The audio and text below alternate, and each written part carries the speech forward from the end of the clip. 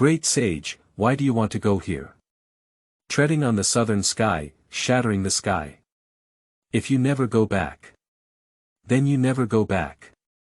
500 years ago, the great sage of Tian, Sun Wukong, was pressed down on the foot of Wuzhi Mountain by the Buddha of the Western Heaven with a move of great compassion and boundless Dharma, and he used the Swastika Curse to seal the mountain top. 500 years later, upon the expiration of the seal, the great sage returned, reversed his journey to the west, and fought against the Tathagata again. Main characters. Sun Wukong, nine-tailed fox. Keywords of the novel. The Return of the Great Sage with no pop-ups. Download the complete collection of The Return of the Great Sage TXT, and read the latest chapter of The Return of the Great Sage. Episode 1. The Return of the Great Sage. The Beginning of Chaos. You are listening at novelfull.audio. What does the great sage desire to leave here? Stepping on the southern sky, shattering the sky. If, never to return. I'll never come back. Time has grown old, secular vicissitudes, and mountains and rivers have changed. How could one be born a monkey? It's natural to not kneel to the sky or to the ground. I never imagined that one day, due to a moment of carelessness, I would be defeated by a move from the Buddha of the Western Heaven, which is, boundless Buddha's Dharma, merciful and compassionate hand. Trapped at the foot of Wuzhi Mountain for 500 years. 500 years, a whole 500 years, eating and drinking, exposed to the wind and sun, unable to sleep at night. It is not enough to absorb the essence of the sun and the moon, and the aura of all things. Only by virtue of the unique immortal body to extract the aura of the earth, the 5 elements of qi, such as turbidity, misfortune, vitality, and essence, have trained a pair of golden eyes. The great sage of Tian, Sun Wukong, who ascended to the same level as the heavens 500 years ago and exceeded the 6 realms, but was not among the 5 elements, has now fallen into disrepute. He has suffered a complete defeat and has been in a state of decline, waiting for years to come. He relies on a shepherd boy to harvest wild fruit and dried mountain ginseng from the mountains to make a living. Day after day, year after year, the shepherd boy finally grew up into an adult. In just a few decades of wasted time, the shepherd boy's face was covered with wrinkles, his legs and feet were weak, and he became a thin and frail old man. Looking at the precarious times, he never wanted to instruct his family to deliver water and pick fruits for Sun Wukong, who was trapped at the foot of Wuzhi Mountain, before the old man took his last breath. Since the great sage of Tian, Sun Wukong, was forced to be trapped at the foot of Wuzhi Mountain, the demon king of chaos has come from the endless sea, and every 3 to 5 elements, he openly mocks and secretly harms Sun Wukong, beating around the bush. At first, Sun Wukong was also listening attentively. After all, this chaos demon king first cursed the heavenly court Jade Emperor for being incompetent, and then cursed the Yen king's underworld for being polluted. Sun Wukong was so satisfied that he pounded his chest and feet. Gradually becoming chaotic, this old and immortal person became more and more enthusiastic, cursing the heavens and spitting at the earth, and had already become familiar with Sun Wukong. It's just that Sun Wukong has never seen the face of chaos. What exactly is it like? Seemingly like a dog, but always constantly changing and unpredictable, sometimes calling out for wind and rain, sometimes like smoke and a dream. The voice was so gentle that it flowed out of the water, like a shy young girl from a small family with a closed moon and shy flowers. Chaos, the demon king, has a constantly changing and unpredictable form, and its graceful figure is comparable to that of Chang'e Fairy in the Guanghan Palace of the Heavenly Court. When you listen to that vast voice, it is comparable to the sound of heaven. The chaos that Sun Wukong saw often appeared in a graceful and varied posture, with a cattail fan still embracing a pipa and half covering the surface. Although his long robe was flashy, it could be considered dazzling and dazzling. However, in the past 500 years, Sun Wukong had never seen chaos wearing the same clothes to come to Wuzhi Mountain. Even though the body is graceful, chaos never shows any skin in broad daylight. It is truly puzzling that such a hidden chaos presents the graceful body perfectly. Only chaos knows deeply that we are the generation of demons, but we are afraid of the sunshine. Chaos inhabits the endless sea, unable to see sunlight all year round.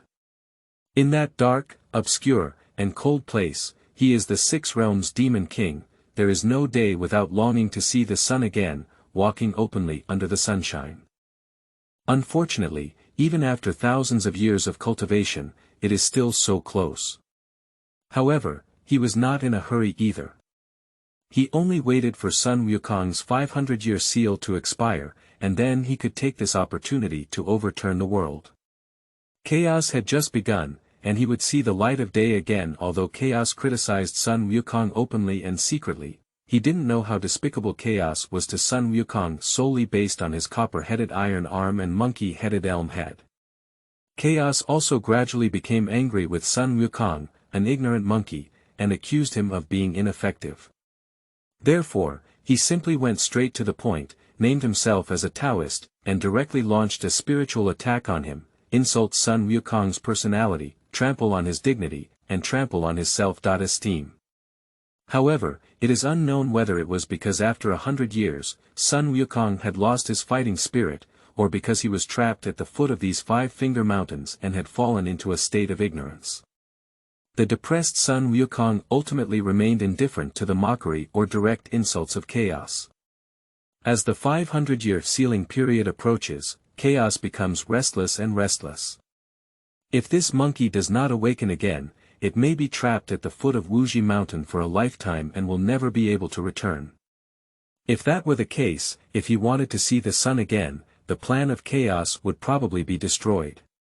One night before the Mid-Autumn Festival, Chaos once again traveled from the endless sea to the foot of the Five Elements Mountain.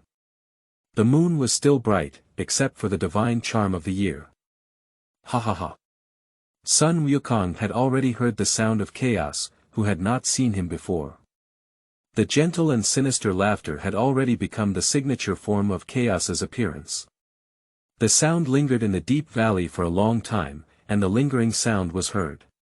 Chaos, possessed by a red robe, descended from the sky, and his clothes fluttered, like peach blossoms blooming at night dancing with the wind under the bright moon. Under the moonlight, tightly wrapped clothes perfectly present the chaotic and graceful figure, with exquisite curves that are pleasing to the eye. However, Sun Wukong had already become accustomed to the enchanting side of Chaos, and it seemed that this monkey was not born to appreciate a woman. No matter what Chaos itself is, at this moment, what he presents in front of Sun Wukong is a perfect, extremely enchanting woman. Monkey. Chaos sat on the vine in front of Sun Wukong, with fireflies flying from all directions at night, gathering at the foot of these five-pointed mountains. The surrounding streams murmured, and the sound of frogs kept on, like a fairy song played by the spirits of all things. Regarding Chaos, Sun Wukong remained unheard of, holding a piece of iron wire grass in his mouth.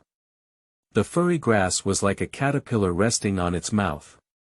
Sitting on the vine like a chaotic swing, he wandered back and forth, peering through the dense branches and leaves at the bright moon above his head.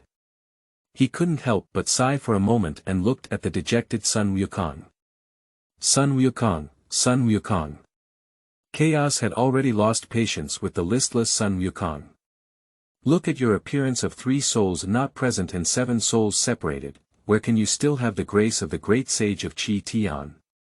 Sun Wukong remained indifferent to the ridicule of Chaos, even though he was truly copper-headed and iron-armed. After 500 years of refinement, he eventually became numb. The invincible charm has already fallen with the sun, moon, and stars, and dissipated with the wind and smoke. The great sage of Tian and the Skywalker are all gone, leaving only a monkey that is dying. Without a father or mother, without support or support. Taking heaven as the seat and earth as the cover, trapped at the foot of the five-finger mountain for 500 years, gradually forgotten by the world. Although the story of Sun Wukong causing a great disturbance in the heavenly palace back then was extremely exciting, it has become a household name. Unfortunately, people only consider it a myth, a legend. It should only be a topic for people to entertain themselves after tea and dinner, that's all. But no one knew that Sun Wukong was still trapped at the foot of Wuzhi Mountain, eating wind and drinking dew, enduring pain that the world could not imagine. Freedom, dignity, and reputation are fleeting with the wind, leaving only the endless loss of a long river of time, the ever-changing mountains and rivers, and the changing world. The heavenly sage Sun Wukong, whom people speak of and see in their eyes, is buried deep in the deserted mountains and forests, trapped at the foot of the sacred Five-Finger Mountain, waiting for the passage of time. Chaos is still chattering incessantly, saying some shameless words to stimulate Sun Wukong, even hitting, mocking, and satirizing. Anyway, it's endless. The vast and bright moon still lingers, the flowing water babbling, the sound of frogs lingering, fireflies flickering with dim light, and grass roots quietly sucking on the water. Occasionally, fish and shrimp in the stream jump out of the water on a moonlit night, showing their faces or spitting out two bubbles when there was silence all around. Only Chaos was left to mutter to himself, with complaints and more anger, insulting Sun Wukong. The night was already deep, and the nightingale's singing could no longer be heard. The sound of the mountain stream also became harsh, but Chaos still chattered incessantly. "Fairy, that's enough of you." Sun Wukong finally couldn't bear the chaotic chatter. If he continued listening, he probably had an unexpected pregnancy in his ears. Finally speaking, Chaos said coquettishly, "If I don't speak up again, my old grandson's ears will lose their chastity." Sun Wukong shouted at Chaos, "Can you please let me be quiet for a while?" "The sealing deadline is approaching," Chaos said directly, "the Tathagata children will not stop here." Chaos exclaimed to the Tathagata as a child, indicating that he had already harbored a deep hatred towards the Buddha. Since ancient times, the divine realm and the demon realm have been sworn to be inseparable. Moreover, Chaos has long had enough of the humiliation it has endured for thousands of years. Now, with the finally emergence of a monkey that can confront the heavens and the Buddha, how could Chaos easily let go of such a once-in-a-lifetime opportunity? There are 4 divine realms in the heavenly realm, including the Buddha in the western heaven, Emperor Tai in the east, Guanyin Bodhisattva in the South China Sea, and the primordial heavenly sovereign of the Beiming Emperor. 500 years ago, the great sage of Qi Tian, Sun Wukong, caused a great disturbance in the heavenly palace, the Lingshao Treasure Hall. He originally hoped that Sun Wukong would force the Jade Emperor to abdicate, but unfortunately, Guanyin from the South Sea intervened halfway. Thinking about Sun Wukong's longevity being in harmony with the heavens, it is bound to cause a complete upheaval in the heavenly court. Unexpectedly, a Buddha from the west appeared halfway through. In this way, the plan to reverse the universe and chaos was once again forced to be postponed for 500 years, a full 500 years. What agony and shame this is. This time, no matter what, we will never miss it again. Only with the help of the power of the goddess of the goddess of the goddess of the goddess of the goddess of Nuwa within Sun Wukong's body can we compete with the 4 celestial realms, reverse the universe, and successfully launch the plan of the beginning of chaos. If it weren't for coveting the Nuwa spirit stone inside Sun Wukong's body, chaos wouldn't waste its saliva, go to great lengths to persuade Sun Wukong. But no matter what, the deadline for sealing is approaching, and we must never miss the opportunity again. This is not an opportunity, but a chance. The mountains and rivers are changing, the world is changing, and the energy of the divine realm is exhausted. It should be a day of shame for the demon realm. Finally, it's the day. Sun Wukong squeezed out these words from his teeth, his eyes shining with gold, and he looked up at the sky. Through the lush jungle, a bright moon could be seen, but it was already enough. In no time, he will forever break free from the shackles of Wuzhi Mountain. 500 years, like a white horse passing by a gap, may sound like a long time ago, but ultimately, it is the end. I have heard. Chaos said with a rhythmic tone, as if reminding Sun Wukong. The one who came to reinforce the seal this time is the eldest disciple of the Tathagata, the golden cicada. You care about him, the golden cicada child and the silver Zen child. Sun Wukong spat out the iron wire grass in his mouth, gritting his teeth with a grim expression, and said, even if the Tathagata child comes alone, he will still be beaten to ashes. Upon hearing Sun Wukong's words, Chaos burst out laughing heartily. This time, his laughter became even more brilliant, spreading throughout the silent deep valley. The towering five-finger mountain trembled, and Chaos had never been more joyful. For thousands of years, this was the happiest time he had ever laughed. Tathagata child, your time of death has come. Chaos howled up to the sky, piercing through the silent darkness and reaching out to the sky. The lingering sound lingered, and finally waved his sleeve, like a burst of green smoke, gradually dissipating into the darkness. Episode 2. The Return of the Great Sage. 500 years later. You are listening at novelfull.audio. The source has no content or has errors. Episode 3. The Return of the Great Sage. The Golden Cicada. You are listening at novelfull.audio. When Wang Mang usurped the Han dynasty, a magnificent mountain descended from the sky, covering 100 miles in a dimly lit area, with a large mountain blocking the sky and sun. Due to its resemblance to the five fingers, the Great Mountain has been called the Five-Finger Mountain by later generations. Later, due to the western expedition of King Li Shimin of the Tang dynasty, it was renamed Liangjie Mountain. 100 years ago, I heard an old man at the foot of the mountain say, when Wang Mang usurped the Han dynasty, heaven descended on this mountain, and there was a divine monkey under the mountain that was not afraid of cold and heat, eating wind and drinking dew. Since the heavenly expedition of Wuzhi Mountain, there have been earth gods monitoring and guarding it. When hungry, they gave iron balls to stone monkeys, and when thirsty, they were fed copper juice. Since ancient times and today, they have not died of cold and hunger for 500 years. Speaking of which, the Tathagata Buddha in the Western heaven has a reincarnation eye, which knows the past, the future, the past, and the present. He knows everything in heaven and earth. 500 years ago, on the 9 heavens, the Lingshao treasure hall and the great sage of the heavenly palace, Sun Wukong, made a bet to compare who had the strongest abilities. Due to the Buddha's use of reincarnation whether to peep at the mysteries of Sun Wukong's identity, a set of holes was set up to reveal the fate of the afterlife. Therefore, with a move of great compassion, boundless Buddha Dharma, Sun Wukong was defeated and transformed into gold, wood, water, fire, and earth to suppress him at the foot of the Five Elements Mountain. Sun Wukong, who had already transcended the 6 realms and jumped out of the 5 elements, was about to break free from the confinement of Wuzhi Mountain. Unexpectedly, the Tathagata Buddha used the forbidden technique Swastika mantra to seal it. Eventually, Sun Wukong listened to his wish and was suppressed for 500 years at the foot of Wuzhi Mountain. 500 years later, Shakyamuni Buddha, who broke the taboos of Buddhism, sent Guanyin Bodhisattva from the South China Sea to search for the golden cicada, who had been a slave to all sentient beings for 10 generations, to rescue Sun Wukong in order to cover up the world. So, the story of our great sage returning, reversing his journey to the west, and the beginning of chaos began.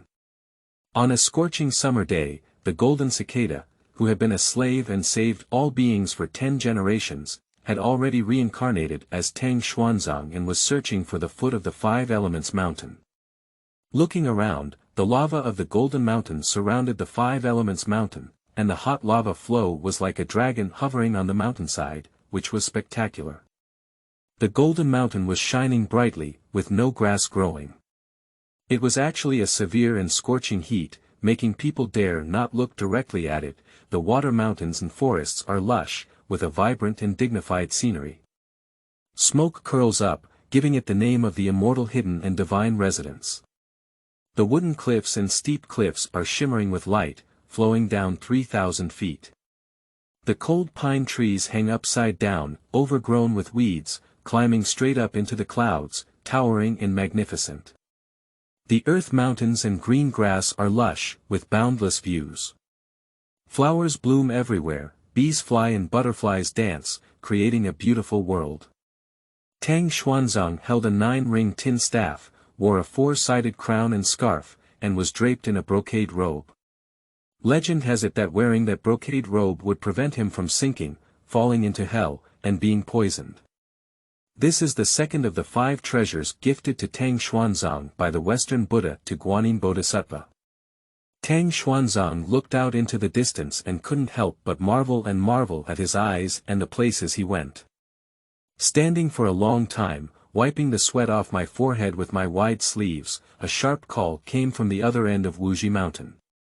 Master, Master. Tang Xuanzang looked around, only hearing its voice and not seeing its person. He thought to himself that it was because he had climbed mountains and crossed mountains, waded through rivers and boats, and had a hallucination. She immediately shook her head, intending to abandon her distractions and move forward to seek the true scriptures. Master, Master, save me. Just as he was turning around, a cry for help came from the foot of Wuzhi Mountain. Master, I am here, save me, save me. Tang Xuanzang stood at the foot of Wuzhi Mountain, with limited vision all around. Standing still, he could hear someone calling for help, and then he found the root of the sound and climbed up to the foot of Wuzhi Mountain, braving all obstacles and thorns. Master, I am here, Master, I am here. Sun Wukong saw that the person who came was a monk, and he even concluded that it must be the monk who went to the west to retrieve the 3 Tripitaka scriptures as mentioned by Chaos 3 years ago. I never thought that 3 years later, Sun Wukong would be here. How could he suppress the ecstasy in his heart and not cheer? As early as a kilometer away, Sun Wukong had already seen Tang Xuanzang with his fiery eyes and golden eyes. At this moment, when I saw Tang Xuanzang up close, I really realized that he had an extraordinary appearance. Although he was a bald monk, he was also born with clear eyebrows, delicate skin, and tender flesh. Don't shave his head and become a monk. He was definitely a plain-faced scholar and a stranger like a jade playboy. It's okay, no matter what, as long as you can save my grandson and get out. Although Sun Wukong called his master one after another, Tang Xuanzang, a foolish and sincere ascetic monk, did not realize that Sun Wukong was right under his feet. He was truly an ascetic monk who only knew how to fast, recite Buddhist scriptures, and recite scriptures. If it weren't for the collision with the Tathagata Buddha in the previous year, it wouldn't have created the fate of 10 lifetimes of hard cultivation and training. Who is shouting there? Tang Xuanzang naturally couldn't see weeds growing all over his head, and Sun Wukong, whose hands were covered in moss, was right under his feet. No one would have noticed that a person would look like this, and not seeing it was considered natural and reasonable. Master, it's me. Sun Wukong was even more anxious about Tang Xuanzang's inability to see himself. It's me, I'm right under your feet. Sun Wukong said, grabbing Tang Xuanzang's pants with his hand. Ah, fairy. Tang Xuanzang saw a strange thing tugging at his pants, unable to see what he looked like. Instead, he looked like a mossy person with 2 hands and a pair of bright golden eyes. Scared, Tang Xuanzang's soul was scattered and he fell backwards.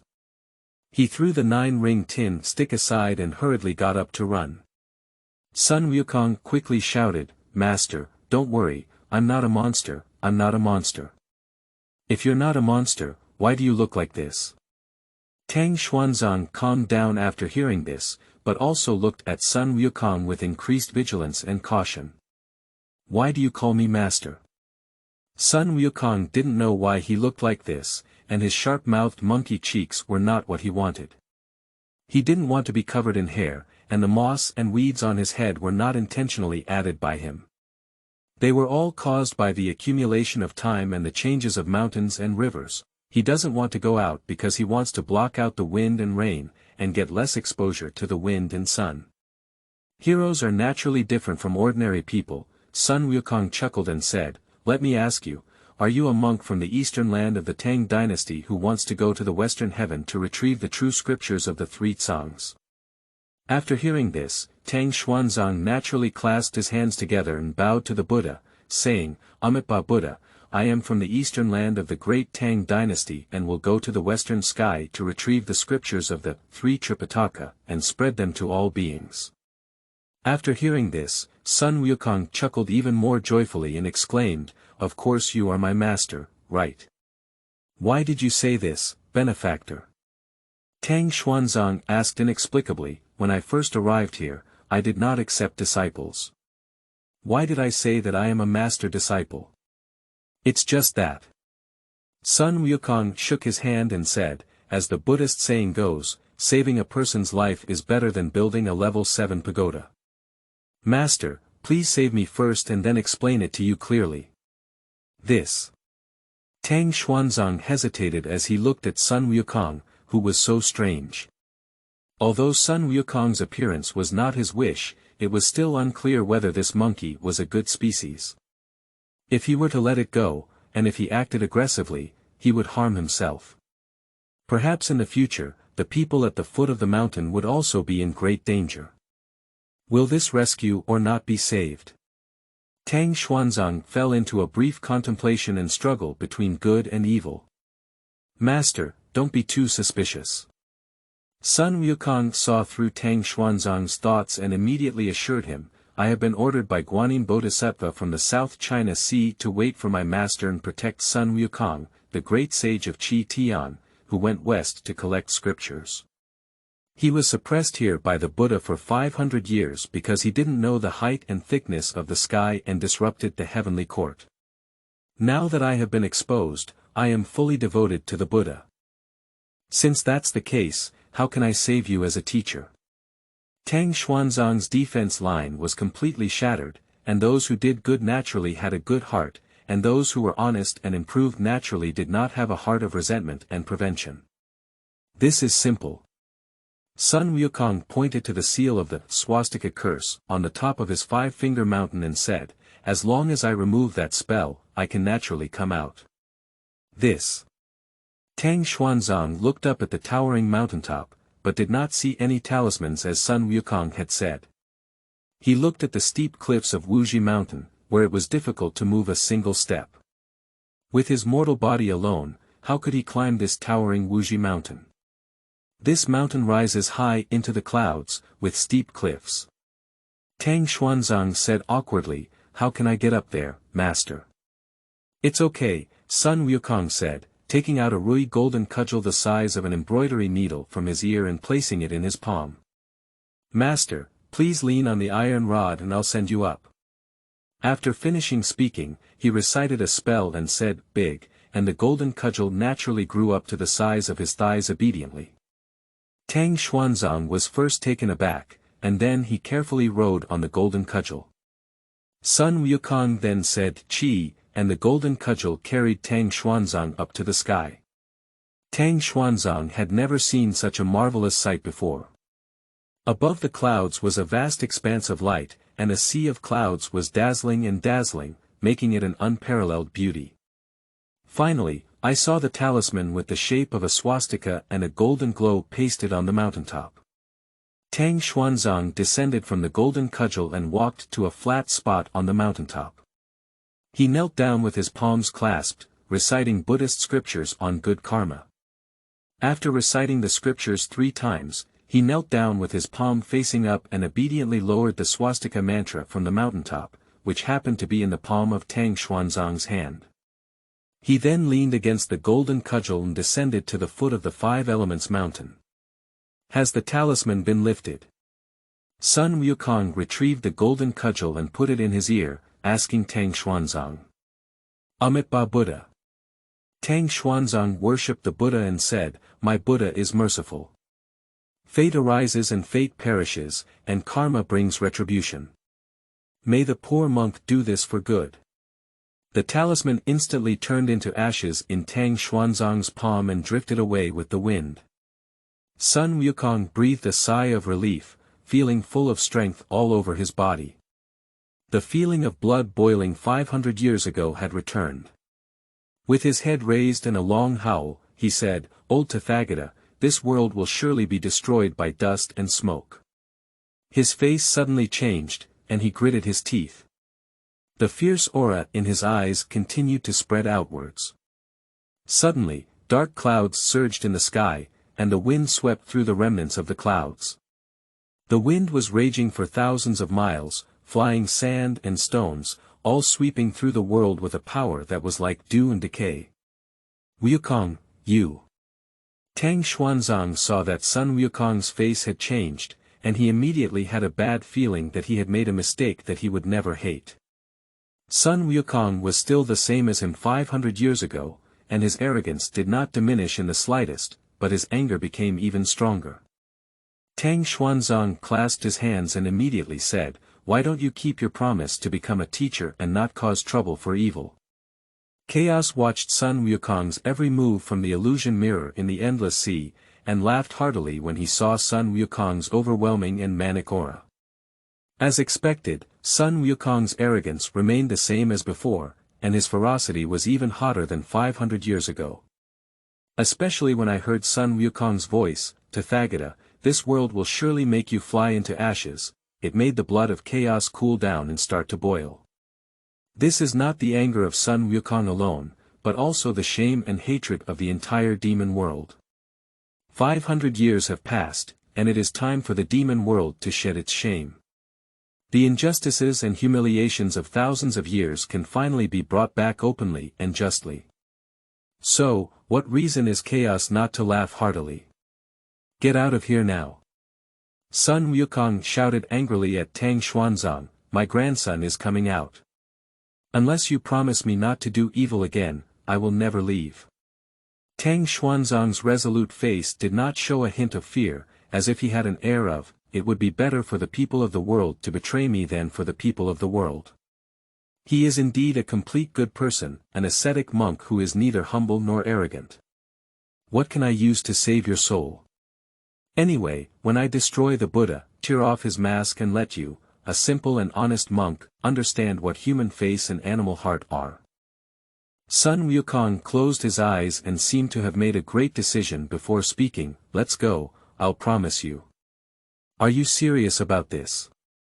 Tang Xuanzang resolutely asked. "If you keep talking so much nonsense," Sun Wukong said sternly, casting a glance at Tang Xuanzang and looking up at the sky, "no wonder my old grandson has turned back." Tang Xuanzang naturally dared not neglect and hurriedly picked up his Zen stick, preparing to leave the mountain. Who could have imagined that Tang Xuanzang, who was devoted to goodness, would also be deceived when Sun Wukong was worried that he would really turn back and not admit his guilt? Who wouldn't believe that a good person is good, and who wouldn't deceive a good person? "Wait," Sun Wukong shouted to Tang Xuanzang. "What's up?" Tang Xuanzang turned around and asked Sun Wukong. 1,000 miles away, let me give you a ride." Sun Wukong finished speaking and took out the golden cudgel from his ear, reciting a change. The golden cudgel became as big as a pillar. Tang Xuanzang leaned on the golden cudgel, clasped his hands, and muttered, "Amitabha Buddha, goodness, goodness." He prayed with all his heart that Sun Wukong could distinguish between good and evil, and no longer be plagued by disasters. Sun Wukong used a golden cudgel to send Tang Xuanzang 1,000 miles away, put Tang Xuanzang down, retrieved the golden cudgel, and put it in his ear. His meridians began to reverse, trying to create the activating meridians before leaving the mountain. Above the 9 heavens, 1,000 miles I gazed down from the dragon pillar outside the south heavenly gate. Suddenly, it saw a place covered in dark clouds, with black clouds pressing down on the city. The heart was shocked, and after careful consideration and analysis, it was the 5-finger mountain that suppressed the great sage of Tian, Sun Wukong. Following the wind, I heard a loud and thunderous sound of the earth shattering and landslide, and even the entire heavenly court was shaken. The 9 heavenly immortals were all shocked by the sudden roar and shaking force. Sun Wukong let out a long howl, and suddenly the 5-finger mountain collapsed, with debris flying and smoke spreading in all directions. The earth shook for 100 miles, and the power of such a huge wave had already shocked the heavens and earth. Even the black gauze hat of the underworld Yen Luo King was shaken to the ground. Qianli's eyes stayed to observe the movement in the direction of Wuzhi Mountain, while Xuanfeng's ears had already gone to the Lingxiao Palace to report to the Jade Emperor. 500 years ago, the great sage of Qi Tian, Sun Wukong, will surely make a comeback and experience turmoil in the six realms after being lifted out of poverty 100 years later. The millennium catastrophe in the divine realm is inevitable. In the Lingxiao treasure hall, the Jade Emperor sat on the golden dragon treasure chariot.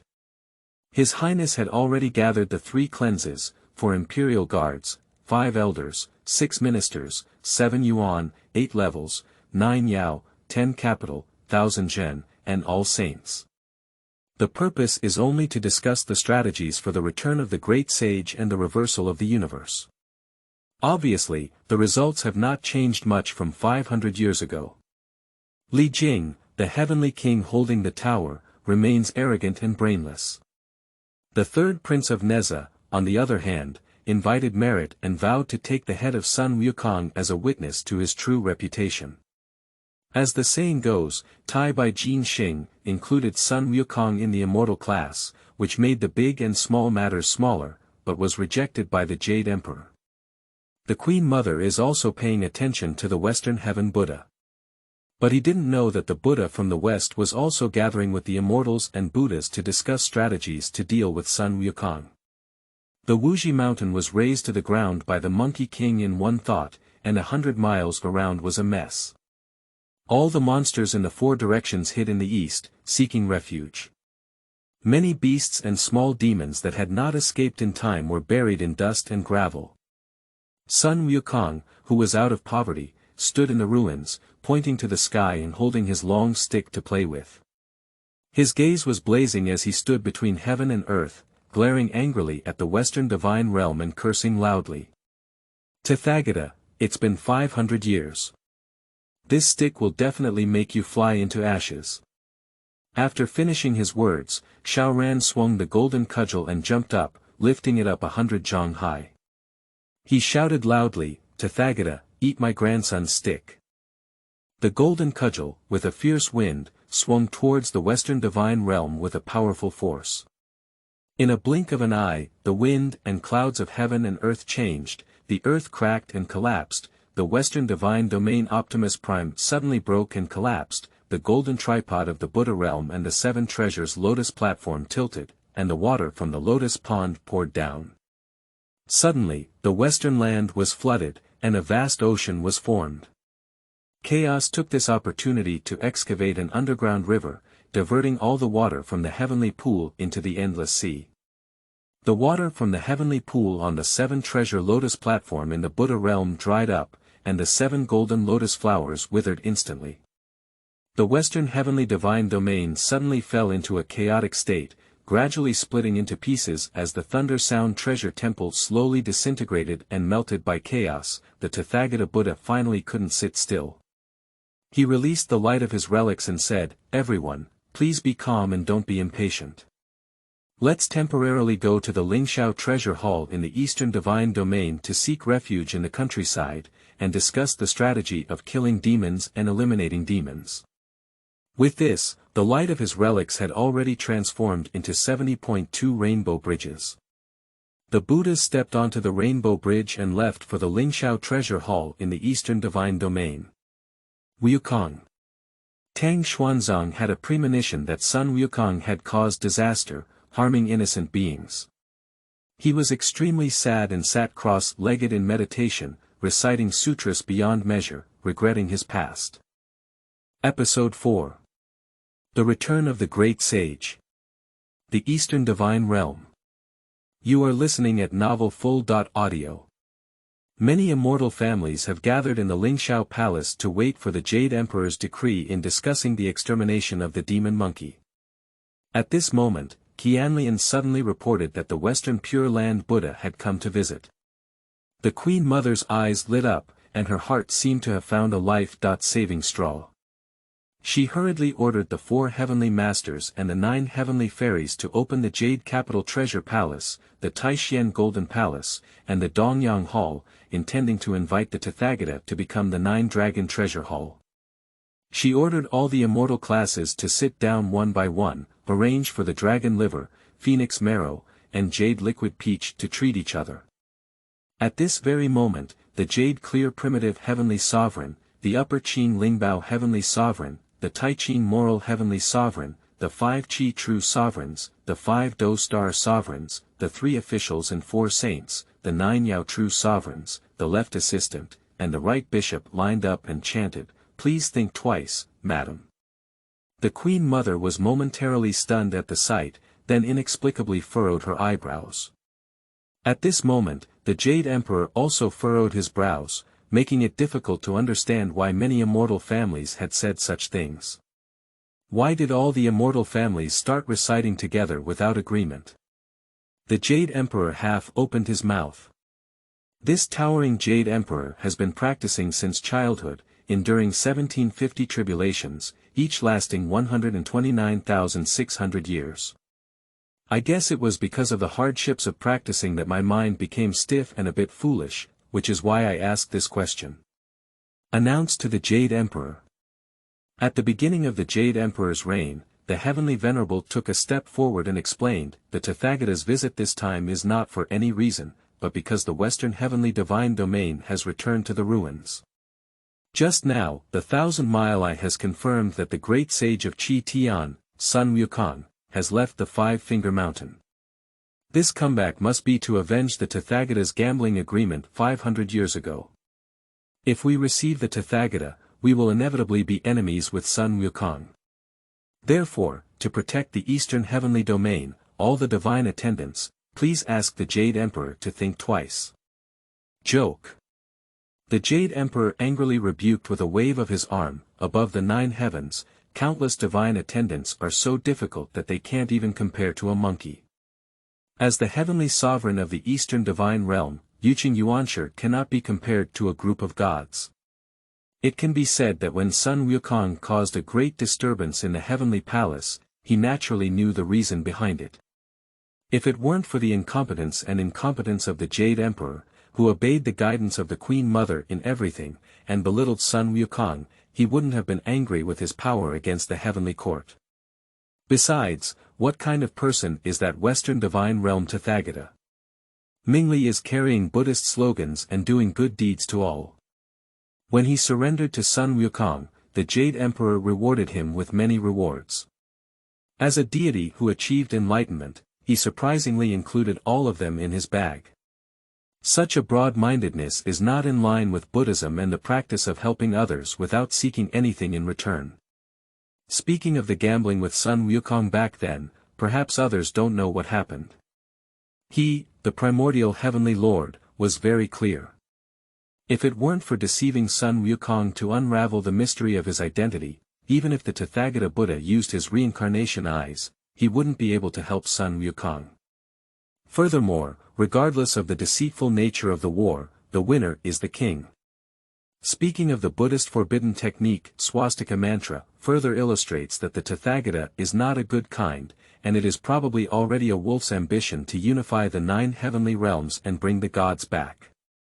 The swastika mantra has long been listed as a forbidden practice by Buddhism, prohibiting disciples from practicing it. The Tathagata actually changed his ways and falsely claimed to be a 6-character mantra. Om Mani Padme Hum. Who didn't know that although this forbidden mantra has boundless Buddhist teachings, it would also damage his 1,000-year cultivation. Now that the Western Divine Realm has been defeated by Sun Wukong with a single stick, relying on the limited magical power of the Tathagata, it is naturally impossible to return the void of its divine realm. At this time, of course, the first thing that comes to his mind is the Lingshao Palace, where the Eastern Divine Realm Jade Emperor resides. And he saved the Jade Emperor from water and fire, and saved the gods from danger. He came here thinking that he would definitely be able to shelter here. From this situation, it can be seen that the Jade Emperor also opened the heavenly gate to prepare to welcome numerous Western gods and Buddhas such as the Tathagata. Jade Emperor, calm down. Jiuyao Zhenjuan approached and reported, what Yuqing Tianzuan said is true. The Tathagata did indeed save the gods and the emperor from water and fire, and saved the emperor from danger.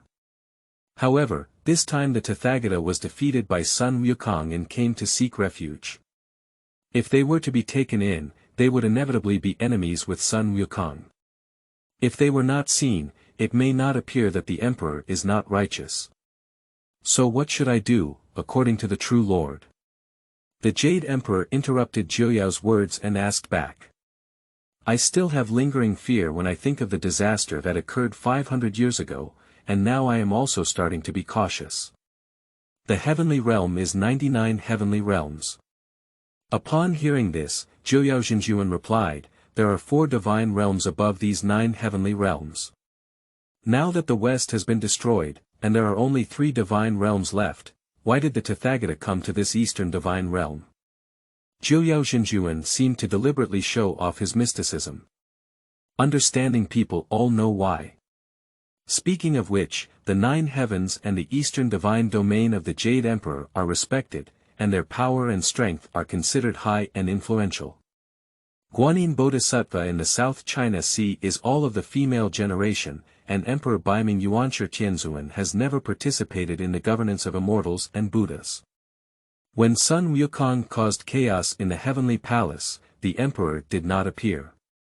So in terms of the 9 heavens divine realm, the Tathagata Buddha has nowhere else to go and can only come to the eastern divine realm.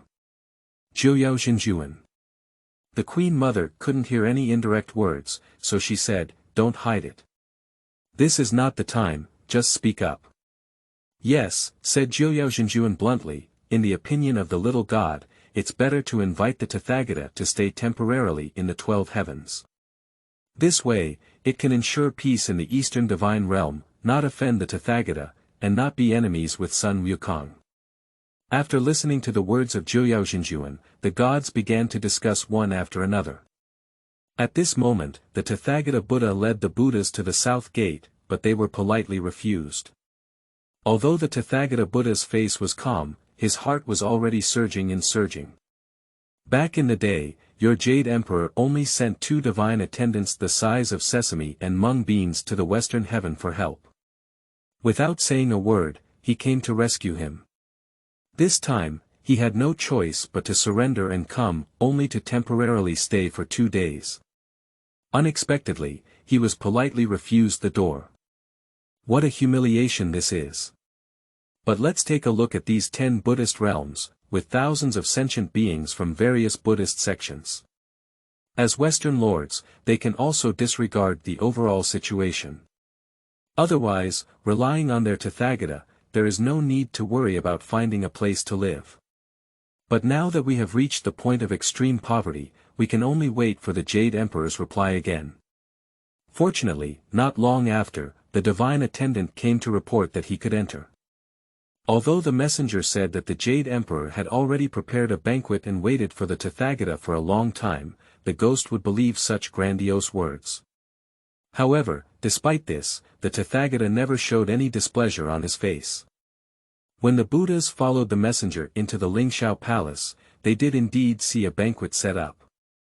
The fairies sang and danced, the fairy music sounded, the fine wine was fragrant, and there was a trend of a feast about to begin. When they arrived, all the gods stood up to greet them, showing great respect, without any suspicion of acting on the spot. At this moment, the Tathagata thought about whether he was overthinking, but did not pay attention to such small matters. After sitting down, he naturally could not drink alcohol. However, food such as peach juice was also delicious, but the Tathagata had no mood to taste it.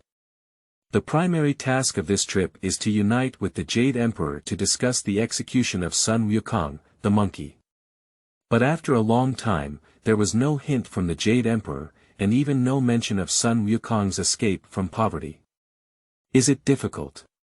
Do you still not know that Sun Wukong's monkey has already left Wuzhi Mountain and is about to conquer the divine realm? The Tathagata thought it was impossible, but the Jade Emperor pretended not to know, so it was necessary for him to give some hints. However, in the past 500 years, the Tathagata has never stepped into the eastern divine realm Lingxiao Palace for half a step since suppressing Sun Wukong. This time, they have brought 3,000 Buddhas to seek refuge. How can they speak up? Your Majesty, it has been 500 years since the poor monk pacified the demon monkey of the great sage of Tian, son Wukong. Have we not seen him? The Tathagata finally spoke, implying the character of son Wukong in his words. The Jade Emperor asked, it seems like we have it, and I don't know what the Buddha has been busy with these days. He hasn't come to visit our Eastern Emperor's divine realm. Busy affairs, numerous scriptures. The Tathagata boasted, there are countless disasters in the 4 divine realms of the lower realm. I had originally planned to extract more scriptures to transform the mortal world. However, I did not expect changes in mountains and rivers, and changes in the world.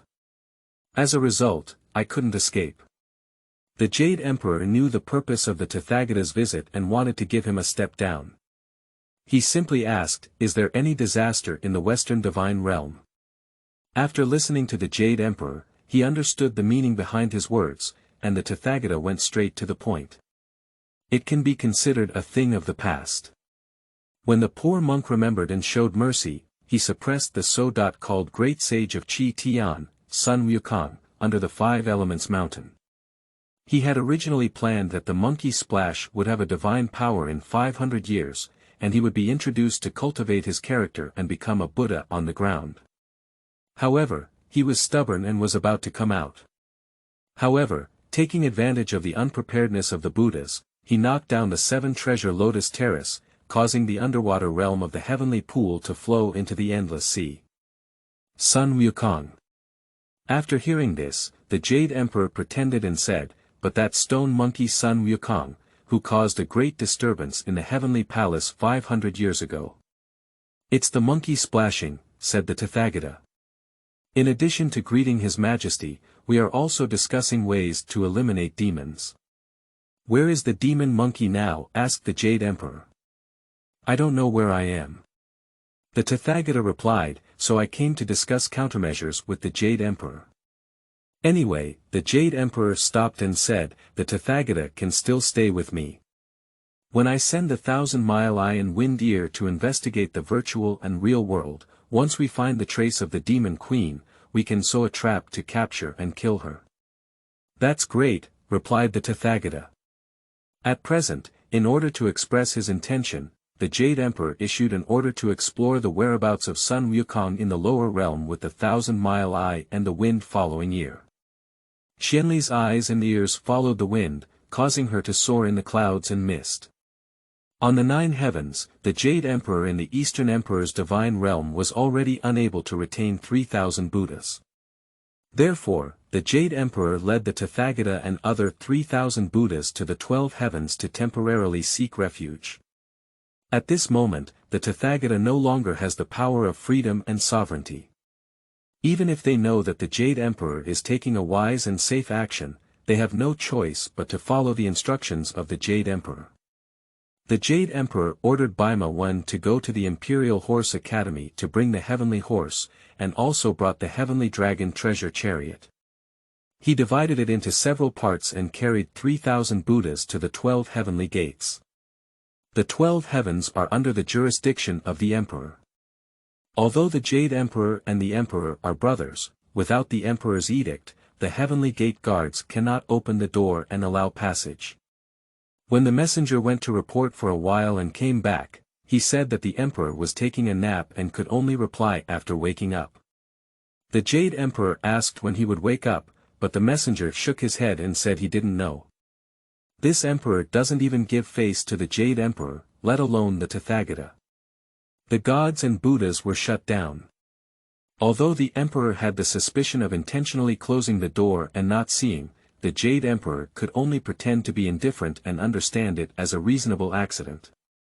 Helpless, I can only wait outside the door for the Emperor to wake up. Son Wukong had a stubborn nature and was swift and decisive in his actions. He couldn't bear it the most in his life. He then knocked down the 7 treasures lotus terrace in the western divine realm with a single stick, causing the water from the heavenly pool to overflow into the heavenly realm and flow into the endless sea.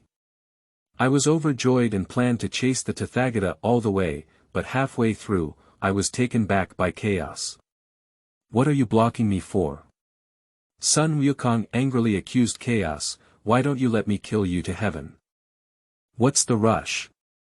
Chaos said nonchalantly, if you kill the child of the Tathagata in the heavenly court with one stick, it won't be a cheap deal for him.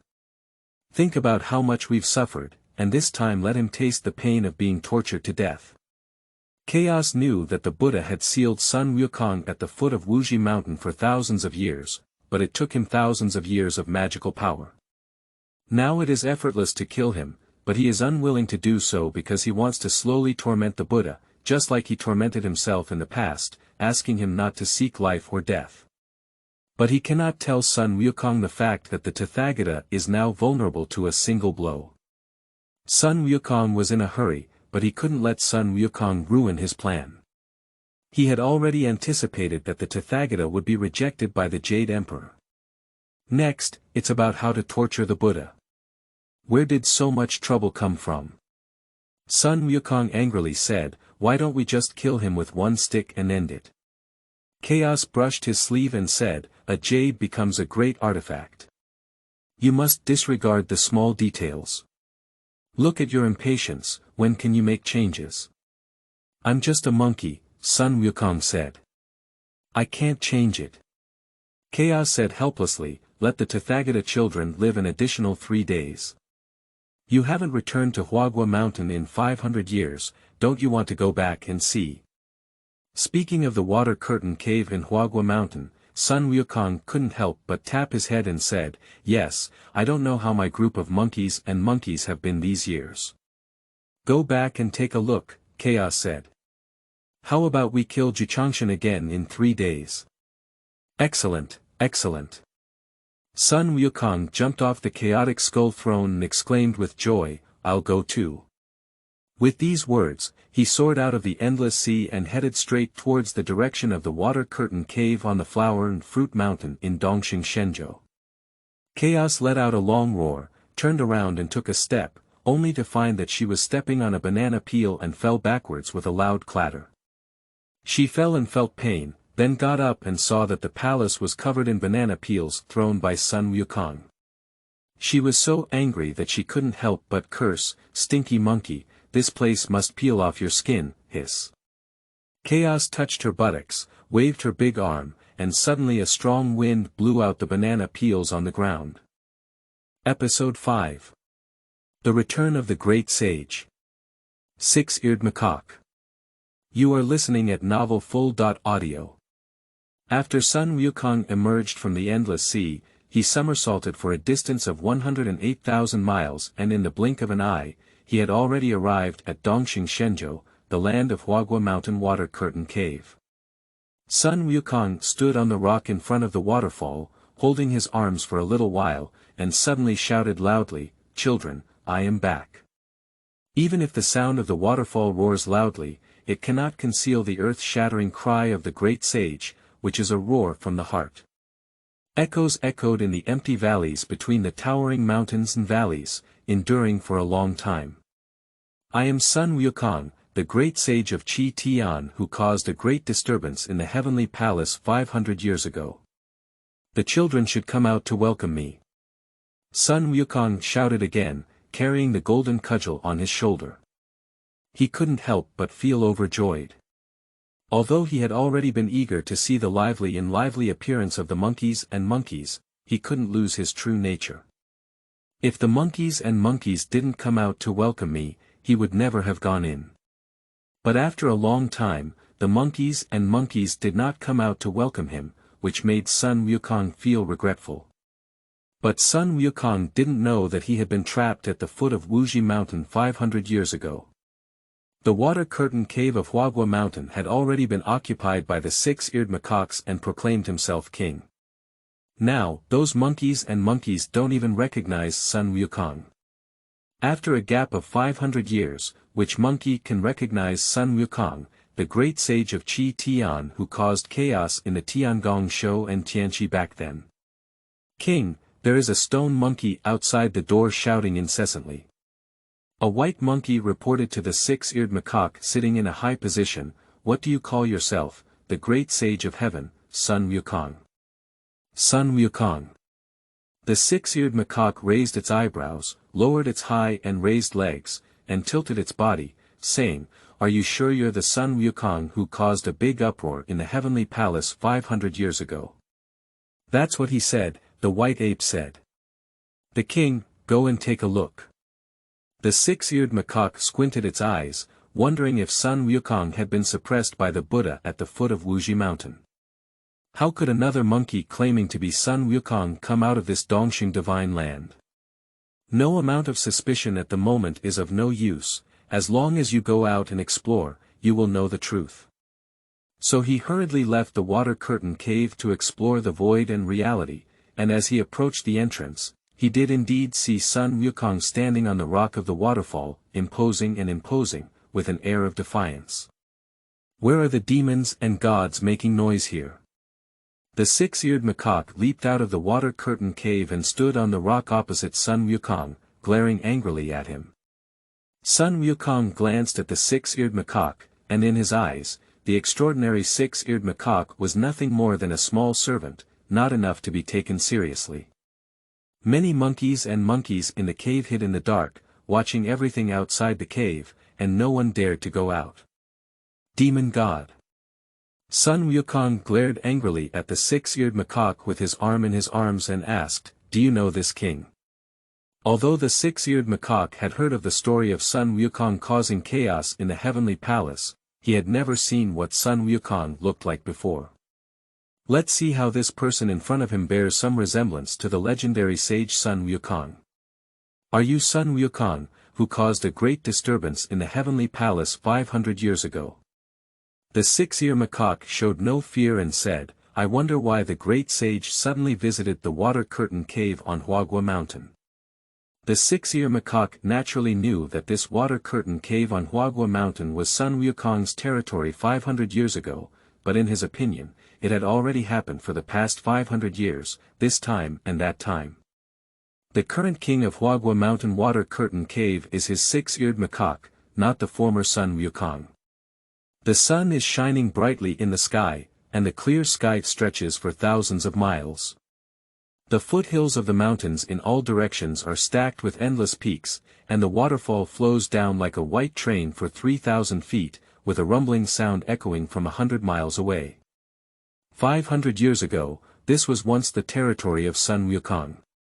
Whether it was a demon, a god, a monster, or a beast from 100 miles away, anyone who heard these three words from Sun Wukong would be extremely afraid and highly respected. 500 years later, the six-eared macaque, who knows no bounds of heaven and earth, and has just become a human form, surprisingly disdains the great sage Sun Wukong with great interest. Sure enough, the path is still too shallow. I don't know that it's wrong to occupy someone else's things, especially if I know it's not right and still refuse to stop, yet I have to be enemies with the great sage of Tian, Sun Wukong. Where would Sun Wukong allow these six-eared macaques to act wild in front of him? Is this king's name taboo, and is it your name? Sun Wukong glared at the six-eared macaque and said, "Anyway, ignorant people are innocent. Hurry up and call the children out to welcome this king. Just say that the monkey king of the flower and fruit mountain and water curtain cave, the great sage of Tian, has returned." Just because these six-eared macaques have not yet fully transformed into human form, Sun Wukong naturally regarded him as his own monkey. He did not know that these six-eared macaques had already taken over the mountain as the king, seizing the water curtain cave as the boundary, and dominating the flower and fruit mountain for 500 years. However, Sun Wukong has been suppressed at the foot of Wuzhi Mountain for many years, and I don't know if this is normal. "No need," the six-eared macaque stopped and said, "I am the king of the flower and fruit mountain water curtain cave. I wonder what happened when the great sage suddenly visited." After listening, Sun Wukong dug out his ears with his fingers, probably because he had heard the wrong thing, or perhaps the little monkey spirit with 6 ears had said the wrong thing. But in fact, the six-eared macaque does claim to be the current king of the Wuzhi Mountain water curtain cave. Sun Wukong did indeed hear him say so, but in order to confirm whether he had truly heard the wrong thing, or whether the six-eared macaque himself was suspected of saying the wrong thing, he decided to ask another question. Do you say that this flower and fruit mountain water curtain cave claims you the king? Exactly. The six-eared macaque did not show any signs of fear and resolutely replied, I am the king of flower and fruit mountain, and the master of water curtain cave, the six-eared macaque. Ahahaha. Sun Wukong laughed back and forth after hearing this, which was the funniest joke he had ever heard in 500 years. Pointing at the six-eared macaque, he said, Good grandson, your tone is not small. Do you know that if I stick you down, I'm afraid you'll even break your bones into powder. If you dare to be so unreasonable in front of me, it's really worth beating. Sun Wukong, don't bully people too much. The six-eared macaque was also angered by Sun Wukong, gritting its teeth and becoming furious. Stop talking nonsense, let's eat my old son first. Sun Wukong exclaimed uncontrollably in anger. The six-eared macaque occupied his flower and fruit mountain and became the king, living in the water curtain cave to claim the throne. It should be Sun Wukong who should be angry. Anyway, at this moment, both Sun Wukong and the six-eared macaque couldn't resist wielding their swords and guns, but Sun Wukong didn't need a knife, and the six-eared macaque didn't need a gun either. Sun Wukong jumped up and swung his golden cudgel, which was so naturally powerful that he had to smash the six-eared macaque to pieces before he could rest and relieve his anger. Unexpectedly, this earth-shattering stick left a void, causing the rock to explode with a loud bang. The debris did not soar into the sky, but it was cremated and splattered everywhere. The six-eared macaque dodged Sun Wukong's startled stick and stood 10 zhang away from him, standing on the mountain peak opposite the water curtain cave waterfall. It spread its arms out of thin air, and a long red stick called Optimus Prime quietly landed in his hand. When Sun Wukong looked again, he had already flown up with the golden cudgel and shouted, Look at the cudgel. A golden light was attached to the cudgel, and with just a flick of his finger, the cudgel became as large as a pillar. With one strike, the mountain peak was instantly stripped of a layer of sharpness. Six-eared macaques are versatile and adept at observing opponents. They dodge repeatedly, using retreat as an advance and slow to hit quickly. After 300 rounds, they have roughly figured out the origin of Sun Wukong's stick technique. Sun Wukong's golden cudgel came from this side, and Optimus Prime from the side of the six-eared macaque took the opportunity to resist, making it pitch black and clear, with no winner. The numerous monkeys who were originally secretly spying also ran out of the water curtain cave to fight outside, cheering for their own king, but they didn't know that Sun Wukong was their own ancestor. After listening to those monkeys who didn't understand the truth and didn't know their ancestors, they cheered up the six-eared macaque. Sun Wukong became even more furious, his anger even stronger, and he became more brave in battle, his anger raging uncontrollably. Sun Wukong and the six-eared macaque fought from heaven to earth, up and down the mountains and down the sea, without distinguishing between us. It was difficult to distinguish, but still unable to determine the winner. From Wuzhi Mountain to Jiuyao Mountain, and then from Jiuyao Mountain to Baiming Dead Sea, one fight lasts for 3 days and 3 nights, non-stop day and night. Indeed, both of them are half gods and half demons, half immortals and half humans. If they were ordinary people, they would have been exhausted, thirsty, and exhausted long ago.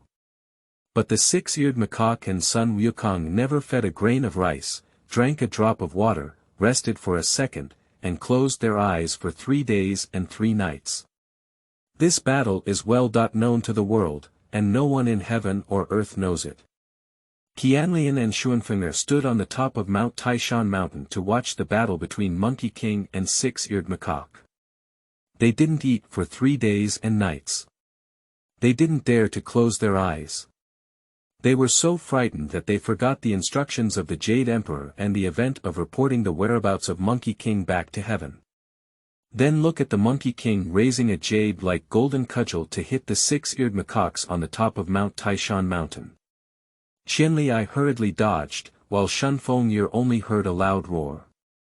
Unable to dodge in time, he was pressed under the body of the six-eared macaque, and his 3 souls and 7 souls had already left the immortal family and ascended to the heavenly realm. The 6-eared macaque was broken with 3 ribs, but still refused to show weakness.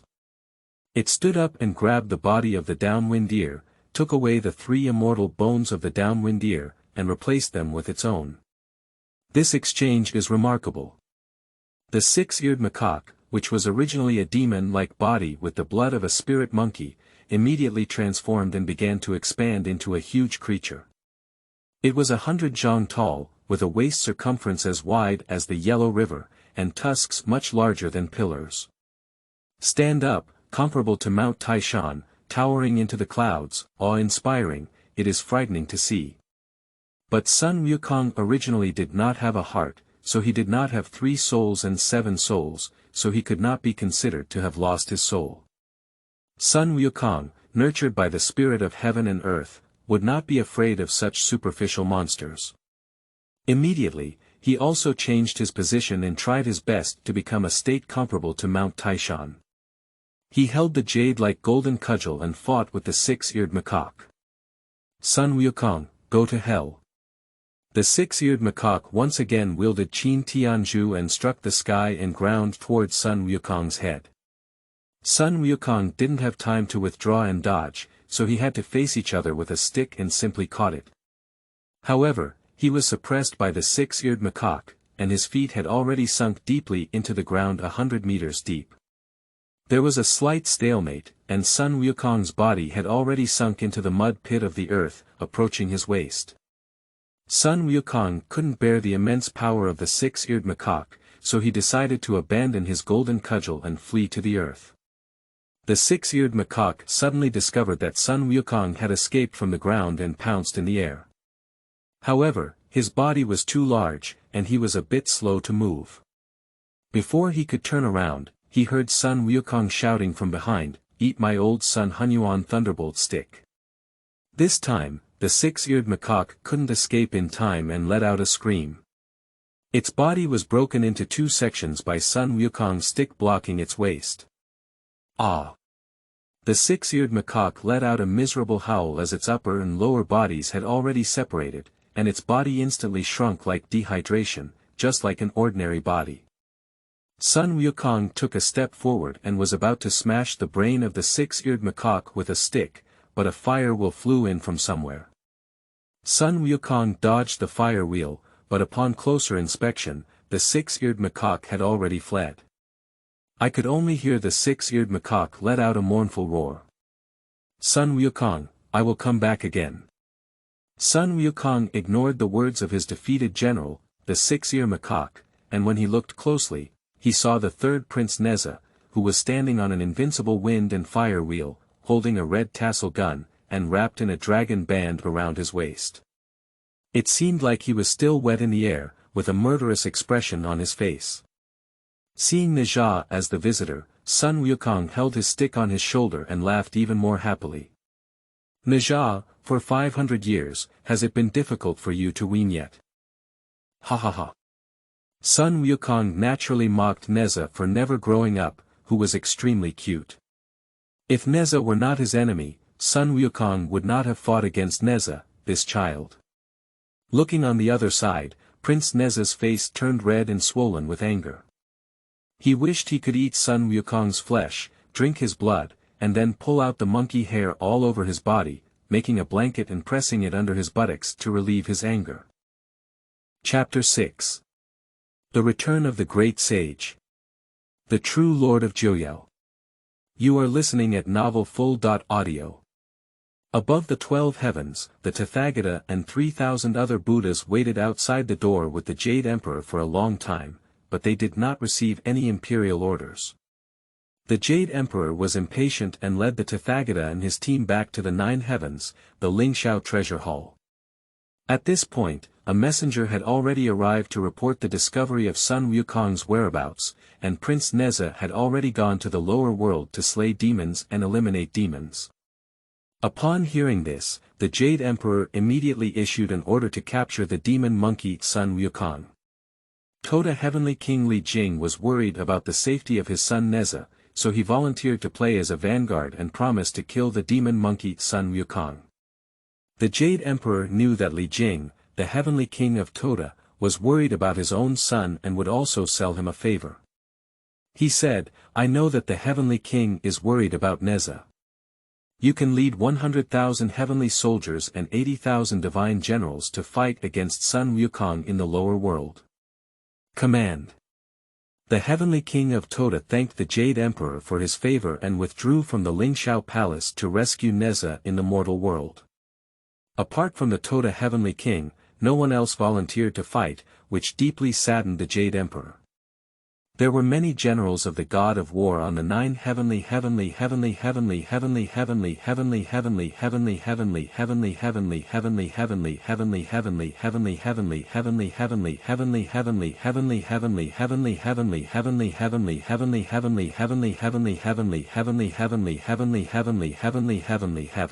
There are still war gods left, such as the Thunder God, the Heavenly Dragon 8 generals, and the Giant Spirit God, but surprisingly, none of them volunteered to join the ranks. This made the Jade Emperor quite angry and also felt heartbroken.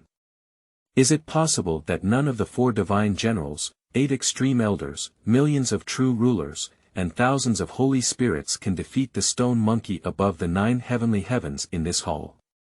The Jade Emperor, feeling ashamed and angry, stood up and slapped the 9 dragon throne divine table, saying, "Are you all vegetarians?"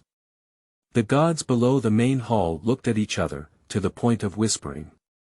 Not to mention whether all immortals are vegetarians, but as it stands now, it is an undeniable fact that no immortal voluntarily volunteered. 500 years ago, the gods had already experienced the power of the heavenly sage Sun Wukong. Now that Sun Wukong has made a comeback, he must make the gods restless and cause a complete upheaval before they will give up. Who would be so ignorant and seek to die? The Jade Emperor naturally became angry and embarrassed due to such an unpleasant situation under his own leader. But on the other side, the Tathagata Buddha remained calm and composed, with no sense of panic or urgency. In fact, despite the calm expression on the Tathagata's face as before, his inner self was already in a state of turmoil and unease. Is it not possible for me to personally supervise the battle? The Jade Emperor was furious, waving his big arm and swinging his long sleeves as he walked towards the south gate of heaven. I don't know if it was because the gods felt that the little old man, the Jade Emperor, was deliberately pretending or something, but no one stopped him. At this moment, the Queen Mother Tianji was already frightened and her face turned pale. She quickly said, "Stop the Jade Emperor." The gods also seemed to suddenly react and hurriedly stepped forward to stop the Jade Emperor, persuading him with great care before they could stop him. "The little god is willing to go and meet that monkey," Tai Bai Jinxing stepped forward and said, "Please take care of your body, Jade Emperor."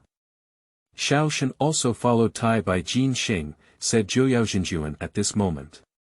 The Jade Emperor naturally couldn't go, interrupted the Heavenly Lord at the beginning of Yuqing. "We will capture the demon monkey in the lower world to show our heavenly power." "That's great!" The Jade Emperor exclaimed happily. Tai Bai Jinxing, Jiuyao Zhenjun, Yuqing Yuan Shi Tian Zun, you and the 3 of them hurry to the lower realm, and you will surely capture the demon monkey and bring it to justice. Command. The 3 heavenly gods hurriedly descended from the realm. The Jade Emperor turned around and ordered, "Your Highness, listen. The little god is here," said Tai Shang Lao Jun, taking orders, "Hurry up to Guanjianku and pass on my heavenly edict, ordering the Erlang Zhenjuan Yang Jian to come and rescue you." Xiao Shen obeys the order. After receiving the order, the Supreme Old Lord went to Guanjianku. Sun Wukong mocked Neza for being 500 years old and not very old, and his appearance was no different from that of a girl. Sun Wukong said he was a yin-yang person. Neza couldn't bear to be insulted either. He held a red tassel in his left hand and a Qiankuan circle in his right hand. He stepped on the wind and fire wheel and jumped forward to fight against Sun Wukong. Sun Wukong had no intention of fighting Neza. He played with a golden cudgel, pulled out 3 hairs, blew them in his palm, and transformed into 3 monkeys that were no different from Sun Wukong to fight Neza. Although Neza is only over 500 years old, he is considered the youngest in the divine realm, and his body has not grown for 500 years. However, his skills are not small. It was this inexperienced child who defeated the son of the East Sea Dragon King and pulled out his dragon tendon as a belt to play with. However, this prodigy, whose lotus flower transformed into a body, happened to encounter Sun Wukong, who had been transformed into a spirit stone. However, even if he had the ability to ascend to the heavens and descend to the earth, in Sun Wukong's eyes, he was just a skilled worker, a little wizard seeing a great wizard. Sun Wukong sat aside and at some point, he had an extra banana in his hand. Just indulging in eating bananas for their own pleasure, let those 3 monkeys fight fiercely against Neza, no matter the outcome. After fighting for a long time, a monkey was stabbed to the core by Neza and turned into a hare and disappeared. Sun Wukong didn't care. He thought it was boring and flew to the Wuzhi Mountain water curtain cave. When he went there, he left a sentence. Neza, go back and tell the Jade Emperor that he would shrink his head. If he dares to take the Tathagata, I will not let him go. Then he said, I will go, again, and a struggle disappeared on the top of Mount Taishan. When King Li reached the top of Mount Taishan, he saw Neza fighting with a monkey. He immediately thought it was the Monkey King, and hurriedly went to help Neza fight against the monkey who had changed little. Sun Wukong arrived at the water curtain entrance of Wuzhi Mountain, but still did not enter. The many monkeys saw Sun Wukong coming back, not the 6-eared macaques. They hurriedly dodged one by one, fearing that they would be killed by Sun Wukong, and were extremely afraid. Children, the king is back again. Sun Wukong shouted loudly, come out and welcome us soon. However, although Sun Wukong repeatedly reiterated that he is the ancestor of the monkeys, no monkey dares to openly expose their hiding place. Sun Wukong naturally saw through their hiding place at a glance. Sun Wukong finally became impatient and made a loud noise to show his strength.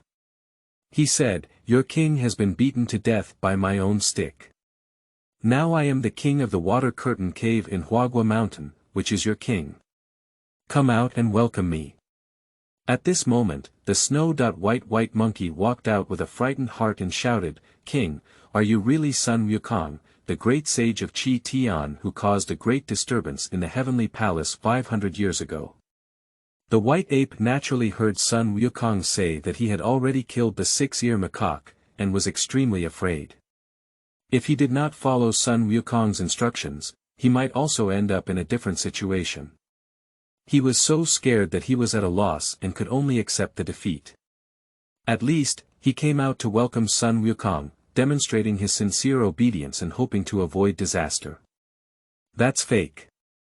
Sun Wukong shouted loudly after listening, back then, my king disrupted the Queen Mother's Peach Festival, caused chaos in the heavenly court and ventured into the underworld to change your lifespan. Who else could have such courage and ability except for my great king?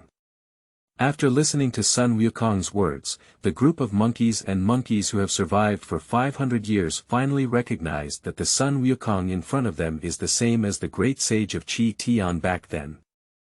500 years ago, Sun Wukong forcibly broke through the 18 levels of hell in the underworld, changed the lifespan of the 300 monkeys on Wuzhi Mountain, and crossed out the life and death book with one stroke. Since then, the original 300 monkeys have become immortal bodies. Now it has been confirmed that Sun Wukong was the king of his own family 500 years ago, so he ran out cheerfully to welcome him. Seeing this scene, Sun Wukong was naturally overjoyed and his heart was filled with pain. Immediately, it was carried into the water curtain cave by numerous monkeys with all its limbs facing upwards. Sun Wukong immediately ordered the monkeys to set up a feast all over their bodies, eating and drinking for 3 days and 3 nights, and cheering heartily.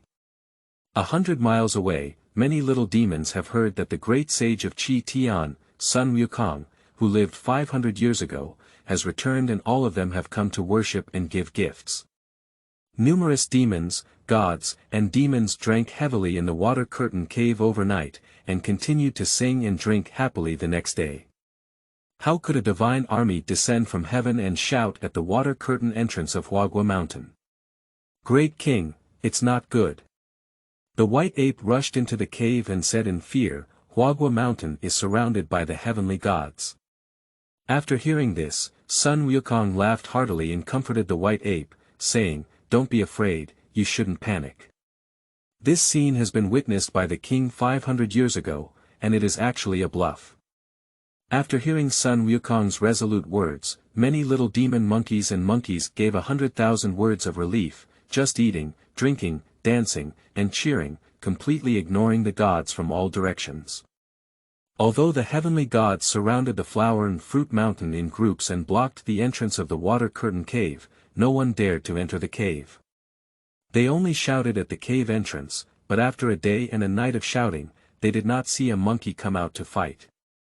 Faced with this group of incompetent people, Sun Wukong naturally disdained being enemies with them. He was determined to kill the Tathagata old man with a single stick, but Chaos said he would slowly torture him and have to take advantage of him. This sounds reasonable, so I don't want to argue with these incompetent little gods. It's a waste of saliva.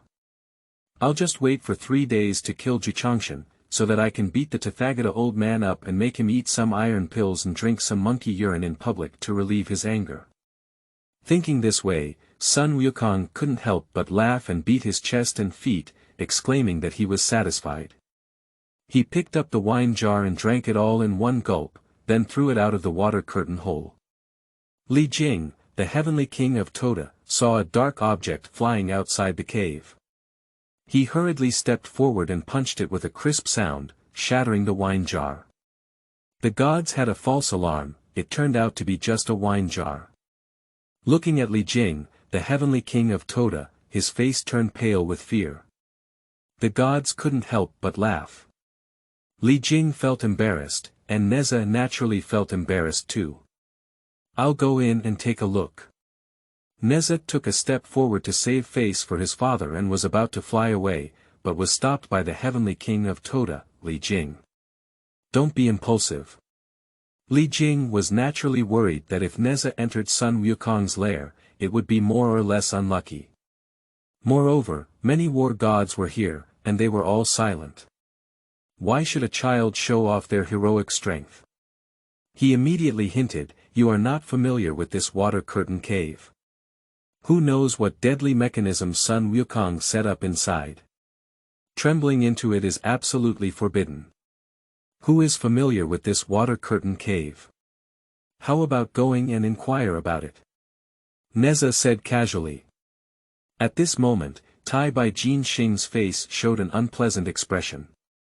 Everyone knew that he had come here 500 years ago, and it was his idea to recruit Sun Wukong. Naturally, he was familiar with this water curtain cave. But the current Sun Wukong is vastly different from the Sun Wukong of 500 years ago. It is not the same as before, and who can guarantee that he will still come out alive this time? Tai Bai Jinxing has lived at this age, and today it can be considered as falling into the hands of Li Jing and his son. The gods brushed their heads together and locked their gaze on Tai Bai Jin Xing. This time, Tai Bai Jin Xing knew it was difficult to fulfill his duties, so he coughed twice and evaded, saying, 500 years ago, I did come here, and I am somewhat familiar with this water curtain cave. But that was already 500 years ago, and the mountains and rivers have changed. I believe that the water curtain cave today has also undergone earth-shaking changes. The gods simply listened quietly without speaking, and then Tai Bai Jin Xing said, If no one dares to go in, even though I am old, it won't be difficult to go in and see. Tai Bai Jin Xing deliberately emphasized his use of the word an old age, and his purpose was self-evident. After speaking, Tai Platinum was eager to try and wanted to enter. I'll go take a look. At this moment, Jiuyao Xinjuan took a step forward. Here, Tai Bai Jin Xing is the oldest, Nejia is the youngest, and Yuqing Yuan Shi Tian Zun holds a high position of power. As the commander of the 100,000 heavenly soldiers, Li Jing, the heavenly king of Toda, if he goes in and cannot leave, no one can command him to sit down. Therefore, his Jiuyao true lord is the best person here to go into the water curtain cave to investigate the truth and emptiness, and there is no one else. Although I don't have the courage to go in, I have reached this point where if I don't take the initiative again, I will make others laugh at me. Rather than letting others name themselves, it's better to take the initiative to venture into danger. If we really can't make it out, even if we die heroically, we can still make a name for ourselves in history. If we really can do something earth-shattering, then promotion and nobility are just around the corner. No matter how you think about it, you may not necessarily suffer losses. Thank you, Jinjuan. Unexpectedly, none of the gods intended to stop Jiuyao Jinjuan, who was involved in danger with his body. It seemed like he was saying, "It should have happened so long ago." Although Jiuyao Jinjuan had already cursed the Toda heavenly king Li Jing in his heart, his face was gentle and calm. Jiuyao Jinjuan smiled kindly at everyone and clasped his fists as he bid farewell, saying, "You are all waiting for good news here." After finishing his words, he jumped down the waterfall and headed towards the water curtain cave. Episode 7. The Return of the Great Sage. 3 Dragons. You are listening at novelfull.audio.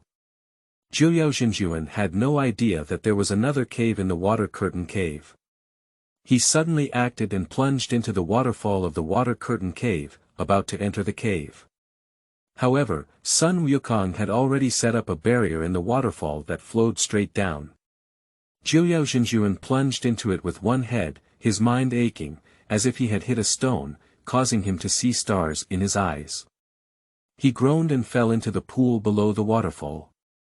Seeing Jiuyao Jinjuan fall into the deep pool of the waterfall, Yuqing primitive heavenly lord quickly untied his cloak and threw it towards Jiuyao Jinjuan. The cloak wrapped Jiuyao Jinjuan's body like eyes, and Yuancher heavenly lord lifted his hand up again and said, "Take it away." The cloak lifted Jiuyao Jinjuan up the cliff and gently placed him on the ground. Jiuyao Jinjuan then stood up in shock. Upon closer inspection, a small hill the size of an egg appeared on his forehead, causing him to grin in pain. The gods all turned their gaze to one side and chuckled. Only Neza pointed at the meatball on Jiuyao Jinjuan's forehead and smiled happily. Jiuyao Jinjuan touched the hill on his forehead with his hand, his face flushed and his muscles swollen with anger. He stomped his feet and flew down again, using a move called 9 turning star technique to attack the water curtain cave barrier. With only a loud explosion, the waterfall was like a shattered mirror, shattering and carving a large hole. Jiuyao Jinjuan waved his sleeve and flew into the water curtain cave. There are many forks in the water curtain cave, with 9 curves and 18 bends. Colorful stone pillars rise from the ground, supporting the rocks above. A series of dim lights flicker in and out, and the magma water makes a ticking sound.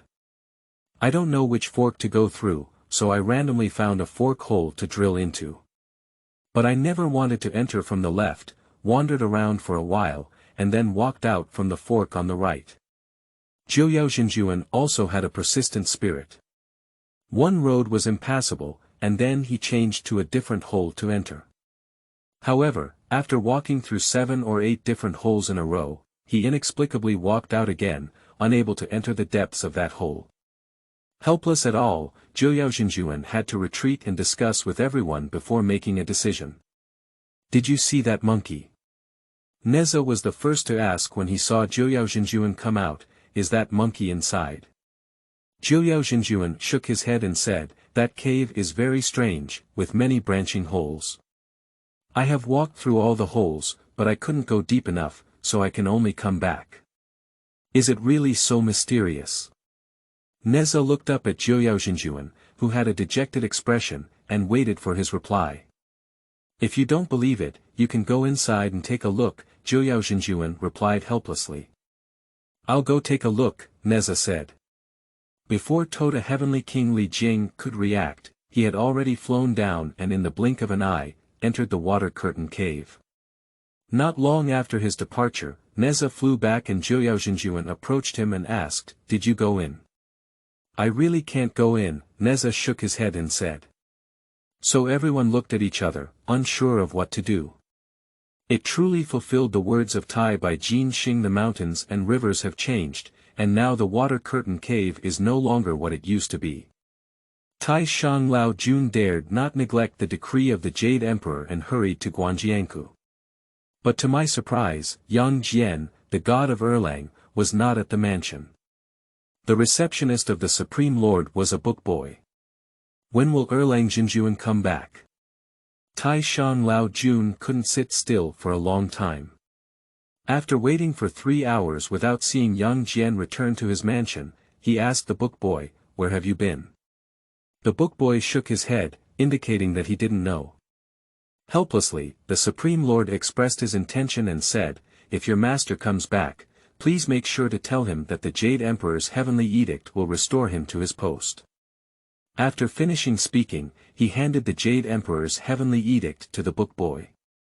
The book boy received the heavenly edict and thanked the Supreme Old Lord, stating that the Erlang god Yang Jian would definitely convey it upon his return. The Supreme Lord dared not delay here for too long, so he quickly left and returned to the heavenly court to report. Guanjianku is surrounded by mountains on all sides, and the moon over the 1,000 rivers is as bright and quiet as a mirror. The river water is clear and transparent, and there is no ripple for 100 miles. The surrounding beautiful mountains and ridges are all reflected in the river, moon, and lake, creating a picturesque and fairyland on earth. The crane occasionally takes off from the willow branches and flies towards the Changhong waterfall on the north mountain of the flowing river Moon. Every evening at dusk, it will fly back again, reflecting the mountains and rivers, and the clear breeze and bright moon in full view. Yang Jian was dressed in a plain white robe, fishing on a solitary boat in the river. He had a leisurely and graceful posture, and his exquisite facial features were on par with those of others on this day in earth. The roaring dog lay prone in the boat, half asleep and half awake, with its eyes blurred and a peaceful and pleasant demeanor. Roaring heavenly dog, Yang Jian slowly activated his lips and teeth after a long time. "Go back and see if the Supreme Old Lord has left." Wong Wong. The roaring dog barked twice, got up, jumped out of the boat, and disappeared from Yang Jian's sight in the blink of an eye. After the roaring dog left, Yang Jian lay in the boat and took a nap, covering his face with the bamboo hat, allowing the boat to wander aimlessly in the rivers and lakes. Looking at the fishing needle again, it was straight, quite reminiscent of the style of Jiang Taigong fishing when he was willing to take the bait. It turned out that Yang Jian was not really fishing, but had known that the Supreme Lord would come, so he used an excuse to avoid those troublesome matters. Living in the heavenly palace is not as carefree as living in this mortal world. Waiting for the roaring heavenly dog to return to the mansion, he learned that the Supreme Lord had already left. He immediately returned to the riverbank to report to Yang Jian, but found that the small boat that his owner Yang Jian was riding had drifted away from the riverbank and was nowhere to be found. Moreover, the 1,000 rivers and moon were 100 miles wide and could not be seen at a glance. The roaring dog barked twice by the river, but did not receive a response from its owner Yang Jian. It decided to squat by the river and wait for its owner to return. I don't know where the small boat drifted, but Yang Jian gradually fell asleep in the boat. When he woke up, it was already dim and dark, and there was silence all around. Looking up at the sky, the bright moon was shining in the sky, and the bright moonlight flowed for thousands of miles. The ripples on the 1,000 river moon shimmered. The small boat stopped at the center of the river, neither advancing nor retreating. Yang Jian didn't panic even when he arrived, half lying and half lying down again, quietly admiring the moon, listening to the wind, closing his eyes to enjoy this rare tranquility. But not long after, I suddenly heard the sound of water splashing in my ears, but I didn't pay attention. It was just that the sound of water splashing became louder and louder, with sparse droplets falling on my face. Upon closer inspection, it seems that there is still a girl's cheerful and joyful laughter. At this moment, Yang Jian couldn't sit still and quietly stood up. The scene in front of her made her heart beat faster and her face and ears turn red under the moonlight. In the Mingjing Lake, a naked woman was bathing, her skin tender and pink. Through the moonlight, Yang Jian could see clearly, her jade-like skin fragile, with a head of dark and wet hair attached to her shoulders. Her eyes were more charming than her laughter. Looking at the woman jumping up from underwater, Yang Jian hurriedly turned his head to one side, afraid to look again, but couldn't help but sneak a glance. This surprised Yang Jian once again, but the woman's lower body was like a fish's tail. The upper body is no different from that of ordinary women. Shark. Yang Jian couldn't help but sigh lightly. Yang Jian has lived at the mouth of this Guanjiang River for hundreds of years, and has never seen a shark man appear in this Thousand River month. But in just a few moments, the shark frolicked in the river for a while before sinking alone into the river. The moon was quiet, everything was restored and quiet. Yang Jian lay down again, staring quietly at the bright moon in the sky in a daze. But the good times didn't last long, and Yang Jian's mood of admiring the moon was once again disturbed. There was a commotion as a water column rushed out from under the river, along with his small boat, lifted up 10 zhang high. Fortunately, Yang Jian was agile, flipping over and jumping up, half suspended in the air. Before he could catch his breath, Yang Jian saw a green-clothed woman flying out from the place where the water column surged to the sky. Before he could be surprised, he leaped out of the air with 3 dragons, hurtling out from the bottom of the river. He opened his bloody mouth and chased after the green-clothed woman, trying to swallow her whole. He was extremely poor, fierce, and terrifying. The woman saw Yang Jian floating in mid-air and did not ask for help. She just hid behind him. Evil beast, don't hurt anyone. Yang Jian threw the bamboo hat at the 3 fierce and ferocious dragons with a fierce face.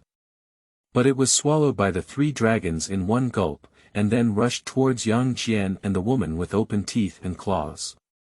Be careful. Yang Jian intervened and hugged the woman in green in his arms, flying high in the air. Under the moonlight, 2 figures, one green and one white, fluttered on the river, with flowing clothes and long hair, like a pair of immortal beauties. If it weren't for a 3-headed dragon chasing and killing behind, it would definitely make people feel like there are fairies chasing and playing along the Qianjiang Moon River. The woman felt dizzy for a moment, her eyes hazy, and she couldn't even consider how handsome and graceful Yang Jian was. But he was also infatuated, with a blank mind, allowing Yang Jian to stop him and sway back and forth in the sky above the Qianjiang moon. Yang Jian, with this woman, naturally couldn't stretch his fists and feet, and couldn't wholeheartedly deal with the 3 cannibalistic dragons, so he had to dodge all the way. Yang Jian suddenly stood on the river, with his toes like dragonflies skimming the water. Upon closer inspection, the 3 dragons disappeared out of thin air. I can no longer hear the deafening roar. Just as Yang Jian was looking around, the 3 dragons fell from the sky and opened their bloody mouths to pounce on Yang Jian, who was holding the woman in green. Roar! 3-headed dragons roared and rushed towards Yang Jian. Yang Jian spoke slowly and quickly, and hurriedly dodged, causing the 3-headed dragons to jump to the bottom of the river. Yang Jian was in danger and hurriedly put the woman into the small boat.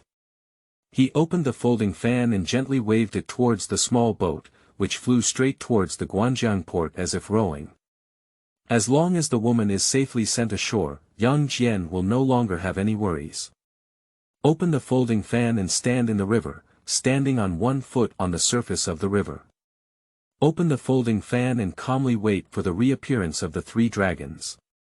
Sure enough, not long after, those 3 dragons suddenly rushed out with a shout from under Yang Jian's feet. Roar, roar, roar. The roar of the dragon echoed through the valley, breaking the silence of the Guanjiangku River. The 3-headed dragons pounced several times without any effect, but became even more fierce. With a thud of their tail, they swung towards Yang Jian, who was quick and agile. Yang Jian quickly dodged the roll and jumped onto the back of the three-headed dragons, immediately striking their spine.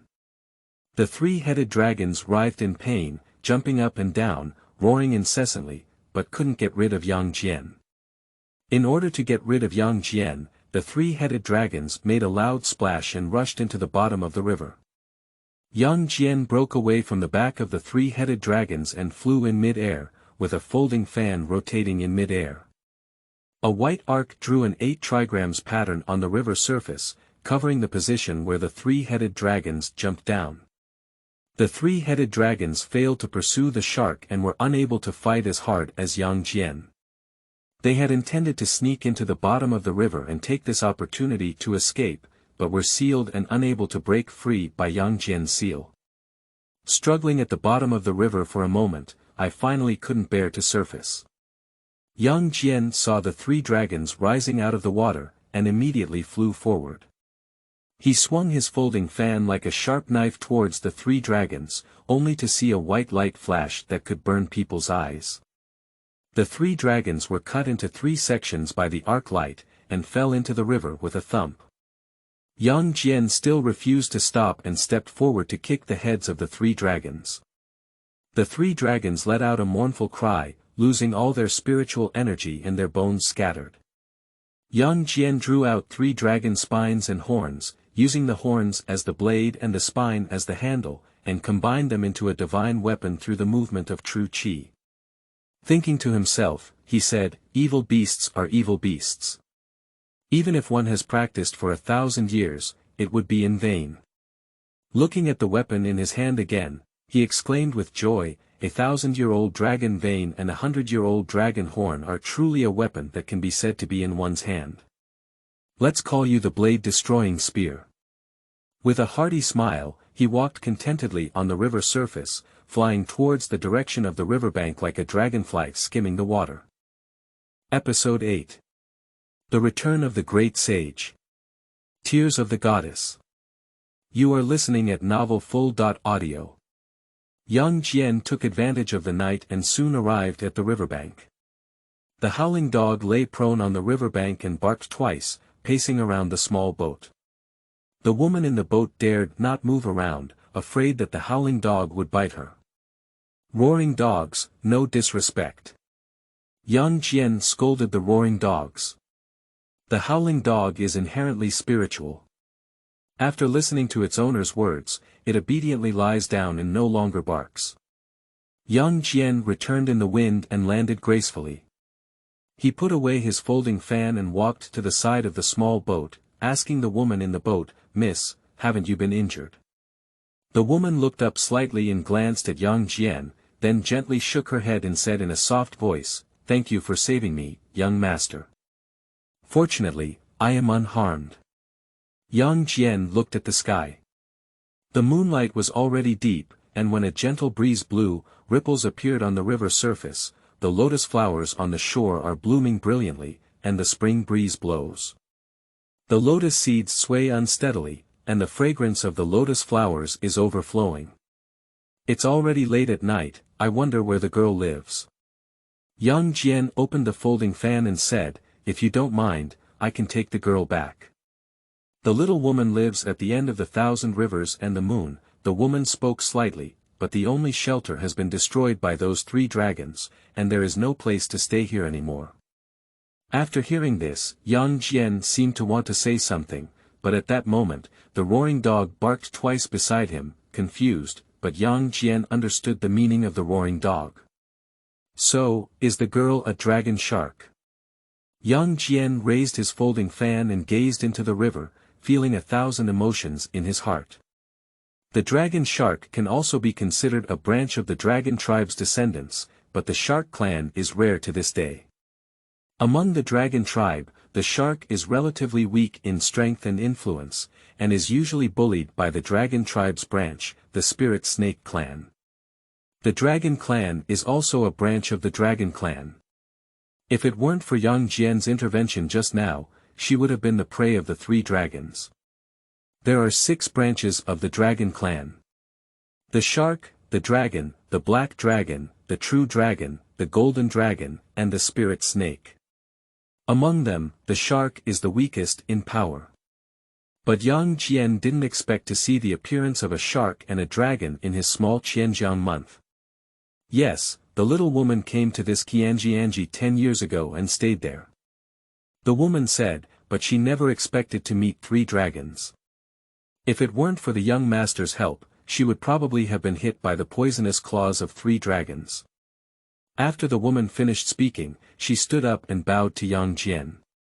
Yang Jian hurriedly stopped, indicating that he deserved to save the person, and there was no need to thank him. But to her surprise, the woman had just taken on a human form, left the water surface for too long, consumed too much spiritual energy, and her body was really weak. With this bending, her whole body collapsed limply. Fortunately, Yang Jian hurriedly caught her. He was busy using his true qi to nourish the spirit of this woman, and after half a quarter of cultivation, the woman finally woke up. I opened my eyes and coughed twice. My face was pale, my lips were dry and cracked, my eyes were lifeless, and my spiritual energy was already insufficient. Yang Jian was worried. There was no place for her to hide underwater, and living on land for a long time would result in water scarcity and death, leaving her at a loss for a moment. "How are you feeling?" Yang Jian asked. The woman was very weak and shook her head, saying, "Thank you, it's just that the land is too hot and there is not enough water in her body." Upon hearing the woman say this, Yang Jian didn't hesitate to take out his cold eyesight from the center of his eyebrows, and then integrate it into her eyebrows. The woman only felt a chill, and after the fleeting chill, she felt that her spiritual energy had stopped leaking out and her body was no longer so cold. Suddenly, she felt her body regain vitality. "You." The woman didn't know that Yang Jian gave her his icy eyes, wanting to ask for clarification, but she opened her mouth and didn't know what to say. "This ice can freeze the water in your body and prevent the leakage of spiritual energy," Yang Jian explained. "With this ice you can replenish your spiritual energy once every 10 years. So you." "I don't mind," Yang Jian said. "Compared to that, you need it more now." The woman was moved to tears, but the tears she shed were blue, like pearls shining brightly at night. "This, under your command." The woman held a handful of her tears and handed them to Yang Jian. "This is." Yang Jian looked at the blue glowing, night pearl-like particles in the woman's palm, feeling puzzled. "These are my tears," the woman said. "In the eyes of humanity, they are pearls. Although they are not treasures, I hope the young master can accept them." Yang Jian looked at the woman's sincere expression, neither accepting nor not accepting. "If the young master doesn't accept it," the woman said again, "then please take back the cold ice stone inside my body." "This doesn't work," Yang Jian hurriedly stopped and said, "You need it now, never take it out." Since that's the case, the woman earnestly looked at Yang Jian's handsome face and said firmly, "Young master, you must also accept this goddess's tears." Yang Jian hesitated, but the woman kept looking at him affectionately, without any false emotions in her eyes. After a moment of stalemate, Yang Jian finally reached out to catch the tears in the woman's hand. The tears turned into one in Yang Jian's hand. Yang Jian didn't know where to put the goddess's tears for a moment, and hesitated for a moment before putting it into his sleeve. "Wait," the woman quickly stopped and said, "It can't be placed there." "Where should I put it there?" Yang Jian asked inexplicably. The woman pointed to her chest and said, "Place it closest to the heart." Yang Jian hesitated and suddenly seemed to understand. He put the tears of the goddess into his arms and said, "Is that okay?" The woman chuckled with a puff. The woman originally wanted Yang Jian to swallow the tears of the goddess, but Yang Jian held them in his arms, making anyone laugh at them. Who would have thought that the mighty god of war, Erlangjinjuan, could sometimes be hilarious? Yang Jian saw the woman pursing her lips and smiling lightly, realizing that he had made a mistake. He then took out the tears of the goddess from his arms, but he didn't know where to put them. He was at a loss for a moment. Give it to me. The woman took a step forward and extended her delicate jade hand. Yang Jian hurriedly handed the tears of the goddess to the woman, who gently poured them into her mouth. She took a step forward and tiptoed up. When Yang Jian realized it, the woman's vermilion lips had already leaned in. When the blank space in Yang Jian's mind was finally occupied by the strong affection, the tears of the goddess had already quietly slipped down his throat. Yang Jian suddenly pushed the woman away. Unexpectedly, the woman couldn't stand steadily and fell back towards the back.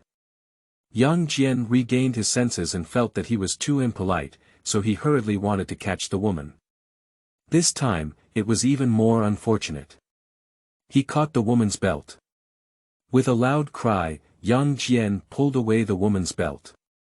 Just as he was about to let go, he saw the woman falling to the ground again and hurriedly hugging her delicate body. However, he eventually lost his center of gravity and couldn't stand steadily, falling down. The woman pressed against Yang Jian's body, which was not a big deal. However, at this moment, his clothes were already disheveled, and his lips were already unevenly blocking Yang Jian's face. At this moment, the moon shyly hid inside the clouds, and the surroundings were quiet. The howling dog also buried its head in its tail. The woman who transforms into a shark knows nothing about the shame of human love. Only Yang Jian had already blushed with embarrassment, unable to tell whether he was angry, resentful, or anxious. Hurriedly pushing the woman away and getting up, the god of war lost all his might, leaving only embarrassment and an indescribable heartbeat. "Young master, are you angry?" The woman was even more puzzled as to why Yang Jian suddenly became so rude and impolite. She naturally wouldn't understand the vast differences between humans and mermaids. People blush, and they are the only ones who should. Even a god of war like Yang Jian is not among them. Rather than saying that Yang Jian was rude, it is more accurate to say that he was frightened by a woman and lost in his wits, which is why he lost his composure and made rude movements like this. "Sorry. Yang Jian wanted to apologize for himself. He felt impolite when he just pulled off the woman's belt, and even more forcefully pushed away the woman's rudeness, feeling embarrassed and guilty. "You put on your clothes first." Yang Jian stuttered, "I didn't mean to do it just now." "Don't mind. Just now, did I do something that shouldn't have been done?" The woman restrained her expression and said, I didn't know that doing that would make you angry. It's all over." Yang Jian looked up at the river and said, "If you don't mind, you can stay in my humble abode for now." "Is that okay?" the woman asked timidly. Yang Jian nodded and said, "Follow me." Chapter 9. The Return of the Great Sage. 7-star seal. You are listening at novelfull.audio. The gods of the heavenly court stationed at the water curtain cave on Wuzhi Mountain for 2 days and 2 nights, and did not see any monkeys coming out of the cave. I have also explored the cave several times, but all ended in failure. At this moment, they are still guarding the entrance of the cave. Although everyone is anxious, they are helpless and face disappointment. Only the jade-clear Yuancher heavenly sovereign appeared indifferent, sitting cross-legged and closing his eyes to rest his mind. From time to time, Jiuyao looked up at the sky, and the scorching sun emitted a piercing light, making him an immortal who couldn't bear the heat. He repeatedly used his wide sleeves to wipe the sweat from the rain on his forehead. "Should we keep waiting like this?" Jiuyao seemed to mutter to himself. "I can't imagine the outcome of waiting for a rabbit." "I have a plan," said Tai by jinxing, intentionally not finishing his sentence. "What's the clever plan for Tai by Jin Xing?" Li Jing, the heavenly king of Toda, took a step ahead of Jiuyao and asked. Jiuyao didn't say much anymore. The question he wanted to ask had already been taken by the Toda heavenly king. He decided to listen attentively. "Since we cannot enter the water curtain cave," Tai by Jin Xing paused and said, "Let's create a barrier in the water curtain cave and seal the monkey inside." "How about that?" "Amazing." Jiuyao immediately clapped his hands and exclaimed. The heavenly king of Toda also believed that the plan of Tai by Venus was feasible, and Neza expressed no objection. As for the heavenly sovereign of Yuqing Yuanshi, although he felt that doing so might not be effective, he did not oppose it and expressed willingness to give it a try. As for whether it was feasible, he will know later, and it would be better than waiting hard. Immediately, the white Venus rose to the south and sealed the water curtain cave with the Big Dipper 7-star formation. Jiuyao Xinjuan is urging that Jiuyao Xingchen Ju in the north, and the 9981 character Xinyan Ju transforms the 5 elements wind, fire, and thunderbolt technique to reinforce it. Yuqing Yuanshi Tianzuan used the seal of heaven from the east to block all external air. Li Jing, the heavenly king of Toda, threw the demon mirror to the west and used the 9-layer demon suppression tower as a backing to prevent Sun Wukong from escaping as the last line of defense. After the sealing barrier is ready, a 7-star 8 trigrams array pattern is formed. The sealing seal strip is cross-sealed in the 8 trigrams array, and the spiritual light of the illuminating demon mirror is constantly reflected towards the water curtain cave.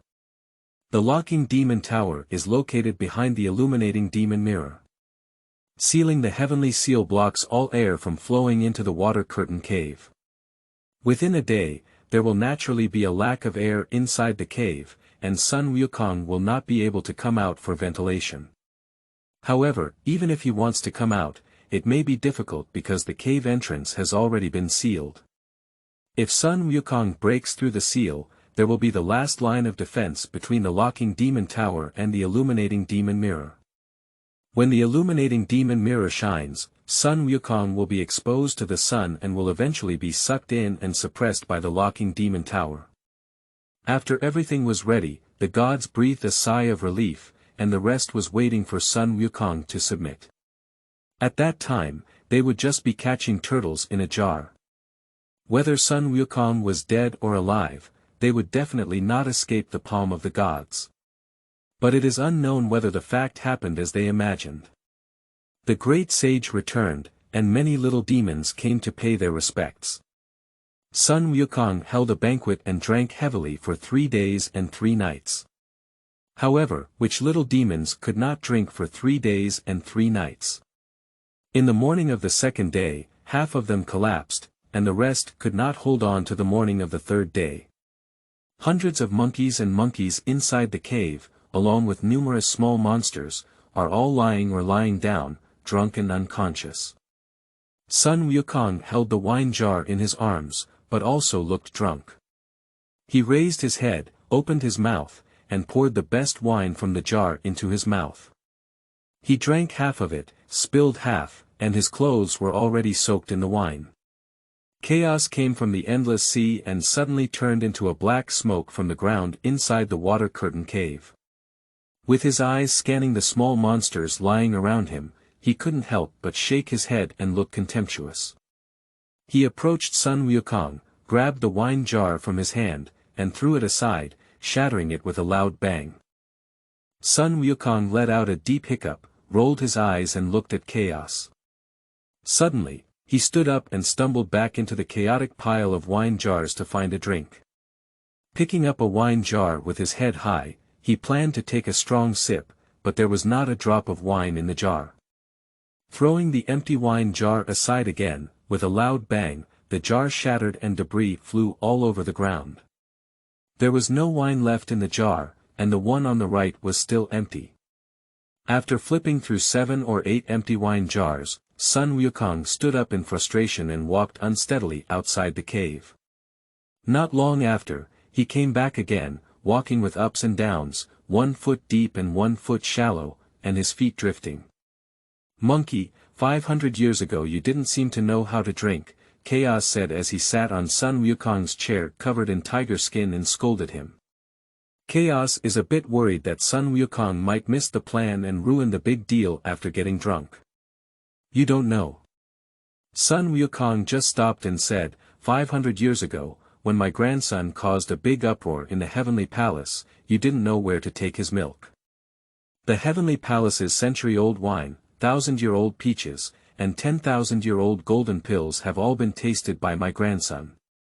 He let out another deep hiccup as he spoke. "Monkey, you're drunk," the thug glanced at Sun Wukong and said. After finishing his words, he stood up and flipped his palm. He had an extra jar of wine in his hand and walked over to Sun Wukong. Without saying a word, he poured the wine from that jar onto Sun Wukong's head. Sun Wukong was trembling from being drenched in chaos-cold wine, and couldn't help but sneeze. He curled up like a drowned chicken and gave a stirring sound. Suddenly clenched his fist, as if the wine had already woken up, he turned around and punched the wine jar in Chaos's hand. Chaos had already flashed to the side and chuckled, which sounded itchy in the throat and chilly all over. The extremely abnormal laughter made Sun Wukong's monkey hair stand on end, burning with anger. "Fairy, don't be too reckless." Sun Wukong suddenly straightened his body and pointed at Chaos, angrily scolding, "Otherwise, my old grandson will also make you break to pieces and never turn over." He he. Chaos twisted his water snake waist and said in a strange voice, "Monkey, don't be angry. I'm afraid you might drink too much and miss our big deal. Go to your grandfather's cane." Sun Wukong stopped and said, "Do you really think that my grandson, like that garlic Buddha, is a vegetarian?" After listening to Sun Wukong's words, Chaos even smiled with a half-covered jade face and felt happy and at ease. "The child of the Tathagata is indeed like garlic, he. Chaos smiled and said, "Monkey, your metaphor is really just right, he. My grandson's sense of humor doesn't need you to flatter him." Sun Wukong hugged his arm and said, "You can go now. My grandson needs to rest." The cave entrance has been sealed by Jiuyao Jinjuan and Li Jing, who is holding the tower. Chaos deliberately said, "Where do you want me to go out?" Sun Wukong frowned, but his frown looked no different from not frowning. However, Sun Wukong did frown and said, "So how did you get in? If you don't believe it, you can go out and take a look." Chaos pointed it out and said, "But I'm afraid you won't be able to go either." "Why can't we go?" Sun Wukong asked in confusion. "Because the barrier seal is called the 7-star 8 trigrams formation. Chaos said, "If you go, you will also fall into the trap." Ha. Upon hearing Chaos's words, Sun Wukong couldn't help but burst out laughing. "How could a mere gossip formation catch me, the great sage of Tian?" As he spoke, Sun Wukong had already flown out of the cave. In the blink of an eye, the cave entrance was indeed sealed by the barrier. Sun Wukong suddenly became restless and shouted, "Break," with his golden cudgel. He hit it with a single blow, but it bounced back forcefully. Fortunately, Sun Wukong was agile, otherwise he would fall back and eat a mouthful of dust. A single stick couldn't break through the barrier seal, so Sun Wukong certainly wouldn't stop. Instead, he became even more arrogant and swung his golden cudgel, hitting it repeatedly for more than 10 times.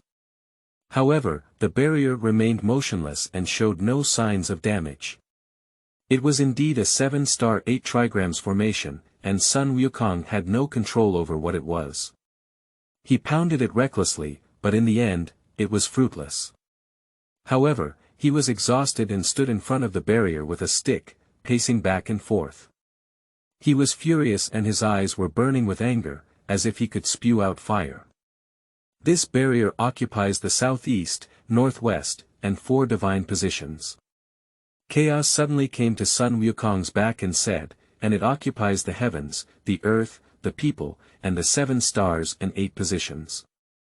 If you strike it like this, you may not break it for 100, 1,000, or 10,000 years. You old fairy knows a lot." Sun Wukong glanced at Chaos and said, "However, my grandson has his own way to break it." Chaos stopped speaking and stood quietly on the side, waiting to see how Sun Wukong broke through this 7-star gossip formation. Monkey King struck all the dead corners with a golden stirrup stick, but the seal still showed no signs of damage and was as stable as Mount Taishan. Sun Wukong fought more than 300 sticks and finally gave up this useless work, sitting on the ground panting heavily. The air inside the cave was getting less and less, and Sun Wukong felt tired and uncomfortable, unable to exert his strength. "Monkey, do you need any help?" Chaos looked at Sun Wukong panting and asked. "Okay. First, help me close your mouth." Sun Wukong did not accept the chaotic emotions. Episode 10. The Return of the Great Sage. 9-Story Demon Tower. You are listening at novelfull.audio.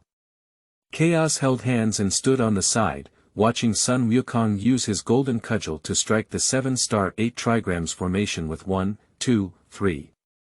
Countless strokes.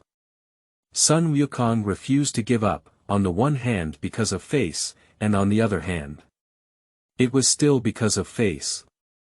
The air inside the water curtain cave is becoming increasingly thin, and it may not take long. All the air inside the cave will be completely depleted. If Sun Wukong cannot break through this barrier by then, the consequences will be unimaginable. "Monkey, if you can't do it, just let me know."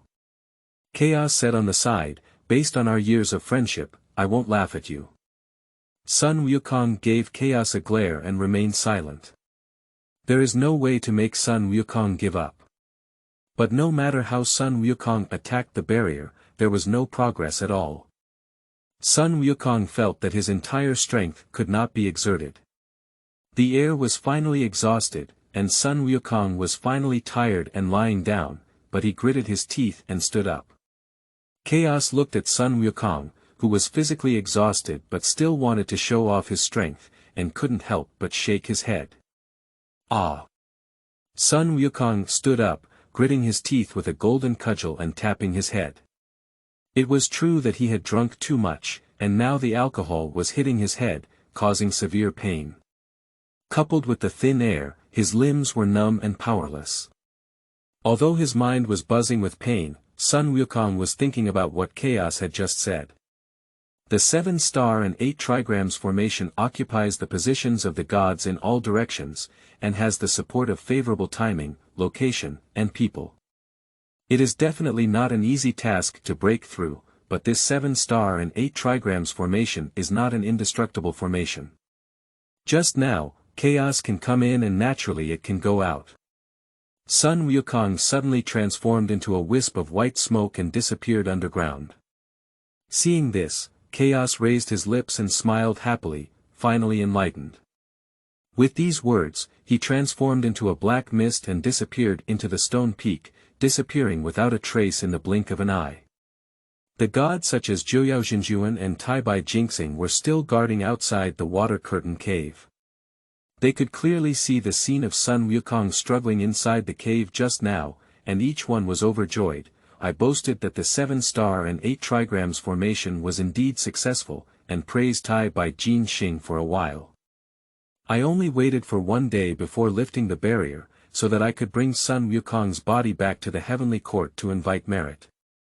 Sun Wukong retreated from the water curtain cave and traveled to the outside of the flower and fruit mountain. He listened to the conversations of the gods such as Jiuyao underground, laughing to himself that each of these immortals was as foolish as a pig. A big disaster is approaching and I am still feeling proud. After listening for a while, Sun Wukong felt bored and suddenly jumped out of the ground with a loud noise. The heavenly king of Toda, Li Jing, was startled, and the white gold star fell to the ground. Seeing Sun Wukong suddenly emerge from the ground, the gods were all shocked. Their faces were filled with expressions of fear and anger, each blowing their beards and staring blankly, without anyone speaking. "Damn old man," Sun Wukong looked at Taibai Jinxing and asked with a smile, "Is that 7-star gossip formation your masterpiece?" "Sun Wukong, don't be so reckless." Jiuyao was already furious without waiting for Taibai Jinxing to speak. He couldn't agree and said half a sentence, but there was nothing to say. During his speech, he had already slapped Sun Wukong with the 9 star technique, which was a must-kill technique. Sun Wukong only vaguely saw a cold light with a fierce aura flying towards him. But he didn't dodge either. He swung his golden cudgel and shouted loudly, "Eat your grandson." Sun Wukong, who had jumped up, hit him in the air with a stick. The dazzling golden light shattered the cold light of the Nine Yao True Lord, and in the end, it lost its power like waves, splashing everywhere. Sun Wukong struck with a powerful and shocking blow, and Jiuyao didn't have time to dodge. He was hit on the head by the aura of golden light, and felt a daze.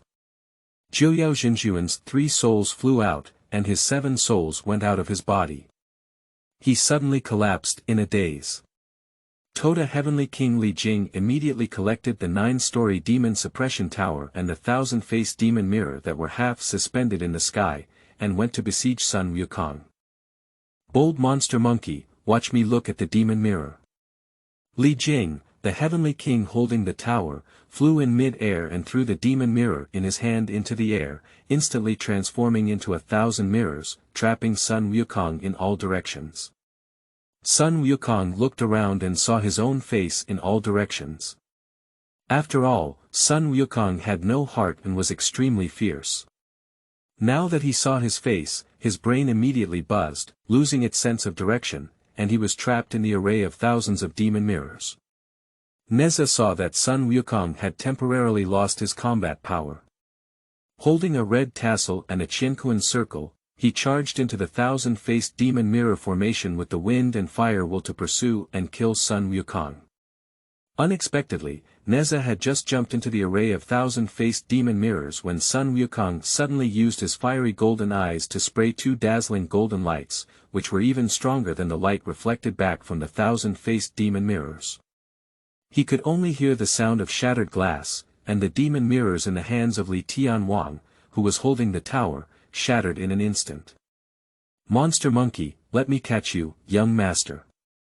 Neza roared and rushed towards Sun Wukong, his red tassel spinning in his hand, turning into millions of red tassels in the blink of an eye, stabbing at Sun Wukong with a hint of danger. Neza, if you call me grandpa, my old grandson can spare your life, he he he he. Sun Wukong didn't forget to tease Neza during the crisis, otherwise, my old grandson won't even let you wear a belly bag, he he he he. Neza's face was red and swollen with anger from Sun Wukong. He flew up and threw the invincible wind and fire will at Sun Wukong. Sun Wukong swung his golden cudgel and struck the wind and fire wheel to the west of the sunset. Guns come with sticks to block, sticks come with red tassels to resist. Neza and Sun Wukong fought for 70 to 80 rounds but couldn't determine the winner. Relying solely on Neza's abilities, he couldn't harm Sun Wukong with a single hair. Sun Wukong didn't take Neza seriously, only treated him as a playful child and didn't kill him. The Li Tianwang 1,000-faced demon mirror, holding the tower, has been shattered, leaving only a 9-story demon suppression tower, but it is no longer very effective. Seeing Neza and Sun Wukong fighting fiercely, Li Jing was worried that Sun Wukong would harm Neza and quickly went to help Neza deal with Sun Wukong. On the side, there was also Tai Bai Jin Xing and Yuqin Yuan Shi Tian Zun, who naturally did not step aside and also participated in Neza and his son's joint suppression of Sun Wukong. But after all, Sun Wukong is still Sun Wukong. The great sage of Qi Tian back then, Sun Wukong, was still that great sage, and his fighting skills were top-notch. Tai Bai Jingxing used his assassin's mace, 3,000 zhang white hair, to attack Sun Wukong. His beard, as if it had grown eyes, wrapped around Sun Wukong with agility, first rolling and then swinging. Sun Wukong was slapped in the face and flew 3 zhang away. But how could the great sage be so weak and uncontrollable? It was just a slap in the face from the 3,000 zhang long beard of Venus, so I couldn't get up. Don't be fooled by the timid old man Tai Bai Jin Xing, but when it comes to fighting, he is not inferior to a flower god like the young and energetic Jiuyao. That's right, after all, they are immortals with 3,000 years of cultivation. The ranking of immortals has already reached the level of June, and their Taoist behavior is naturally incomparable to small immortals such as Li Tianwang, who holds the tower, and Neza, who is not very tall. Sun Wukong knelt down on one knee and was slightly surprised by Tai Bai Jin Xing. This little old man, who usually looks like a shrunken turtle, never expected that his kung fu would be unfathomable. I really underestimated him back then, not to mention back then, it's the same now. If I hadn't just been slapped in the face by him, I wouldn't have taken this person seriously. But now it seems that experts are good at hiding. Damn old man, what kind of chaotic moves are you doing? Sun Wukong wiped away the blood from the corners of his mouth with the back of his hand and chuckled. Back then, my old grandson really underestimated you. 500 years ago, Sun Wukong remembered teasing this little old man, Tai Bai Jin Xing, but now it seems like he should take a new look at him. Humph. Tai Bai Jinxing snorted coldly and angrily. Sun Wukong, if you surrender, we may beg for your favor in front of the Jade Emperor. Otherwise, no wonder we bully the little with more. Hee hee hee hee. Sun Wukong lifted the golden cudgel onto his shoulder and laughed even more happily. After my old grandson tidies up, I will soon demote the Jade Emperor to farming. Bold demon monkey, Xiao must speak wildly. Li Jingfei, holding the tower, hovered in the sky like a falcon, and immediately threw the 9-story demon suppression tower at Sun Wukong. A golden light instantly lifted Sun Wukong, and his body was uncontrollable. He was immediately sucked into the 9-story demon suppression tower by that golden light. Li Tianwang, who was holding the tower, was naturally extremely excited. After all, he had already recaptured the invincible Qi Tian Saint Sun Wukong. Before Li Jing could finish his laughter, Sun Wukong suddenly shouted in the 9-story demon tower, "Thick eyebrows, there are really many fairies in your 9-story demon tower." Li Jing, the heavenly king of Li, who was holding the tower, was summoned by Sun Wukong to have thick eyebrows and was provoked to stomp his feet. Speaking of which, Li Jing is really a man with thick eyebrows and big eyes. His eyebrows are indeed too thick, and coupled with his thick 8-character long beard, he looks a bit like the old Taoist Zhong Kuei from the underworld. His face is detestable, and even ordinary people would be afraid of it. Do you only realize the power of this king now? Li Jing, the heavenly king of Li, who was holding the tower, shouted at the 9-layer demon suppression tower in his hand. "I'll call you a monkey's soul in a moment, ha ha ha. Hee hee, hee hee." Sun Wukong also laughed in the 9th-floor demon tower. "Thick eyebrows, don't you know yet? My grandson doesn't have 3 souls and 7 souls, hee hee, hee hee." Li Jing, the heavenly king who was holding the tower, suddenly frowned. The heavenly king of Yuqing, the heavenly king of Yuanshi, suddenly called out, "Heavenly king, quickly release that monkey." Why did Tianzuan say this? Li Jing, the heavenly king holding the tower, looked at Yuqing Yuanshi Tianzuan in confusion. The heavenly king doesn't know anything about it. The heavenly lord at the beginning of Yuqing stomped his foot and said, "This monkey was transformed by the Nuwa spirit stone, without a heart. It has already exceeded the 6 realms and is not within the 5 elements. Where did the 3 souls and 7 souls come from? He must have intentionally been taken into this demon tower by you just now, with the aim of releasing all the ghosts and evil spirits in the tower." Li Jing, who was holding the tower, couldn't help but lose his color and exclaimed in surprise, "Ah!" Sun Wukong couldn't help but burst out laughing after listening to the explanation from Yuqing Yuanshi Tianzuan in the 9-layer demon suppression tower. "Thick eyebrows, you've been deceived, hee hee hee hee." Sun Wukong said, swinging his jade-like golden cudgel and beating it fiercely. The gate of the 9-layer demon suppression tower was opened 2 layers with just 1 strike. The door of the demon control tower was opened, and all the suppressed demons and ghosts swarmed out. They only saw the 9-story demon control tower emitting colorful smoke and miasma, and all kinds of demons and evil spirits rushed out. The 9-story demon suppression tower suppresses a total of 999 demons and monsters. With this stick, Sun Wukong shot out more than 3,000 demons and monsters. Sun Wukong continued on, and by the time he reached the 9th level, Li Tianwang, who was holding the tower, had already been entangled by the demons and monsters that had rushed out. Unable to sustain his strength, the demon suppression tower fell to the ground with a loud crash. Sun Wukong let out a loud roar, swung his jade-like golden cudgel again, and struck it down. He opened the 9th layer of the demon suppression tower, and those imprisoned in the last layer were all turned into spirits. There were demon spirits with thousands of years of cultivation, and they were released by Sun Wukong in this way. The 9th layer of the demon tower was opened, causing a sudden change in the color of the world. The wind and clouds surged, making people fearful and fearful. A burst of ghost crying and wolf howling made people tremble at the sound of the wind and turn pale. Finally out, ha ha ha. The 8-faced Linlong, who had more than 3,000 years of cultivation, broke free from the dark iron-trapped dragon lock, shaking his scales and roaring with his head high.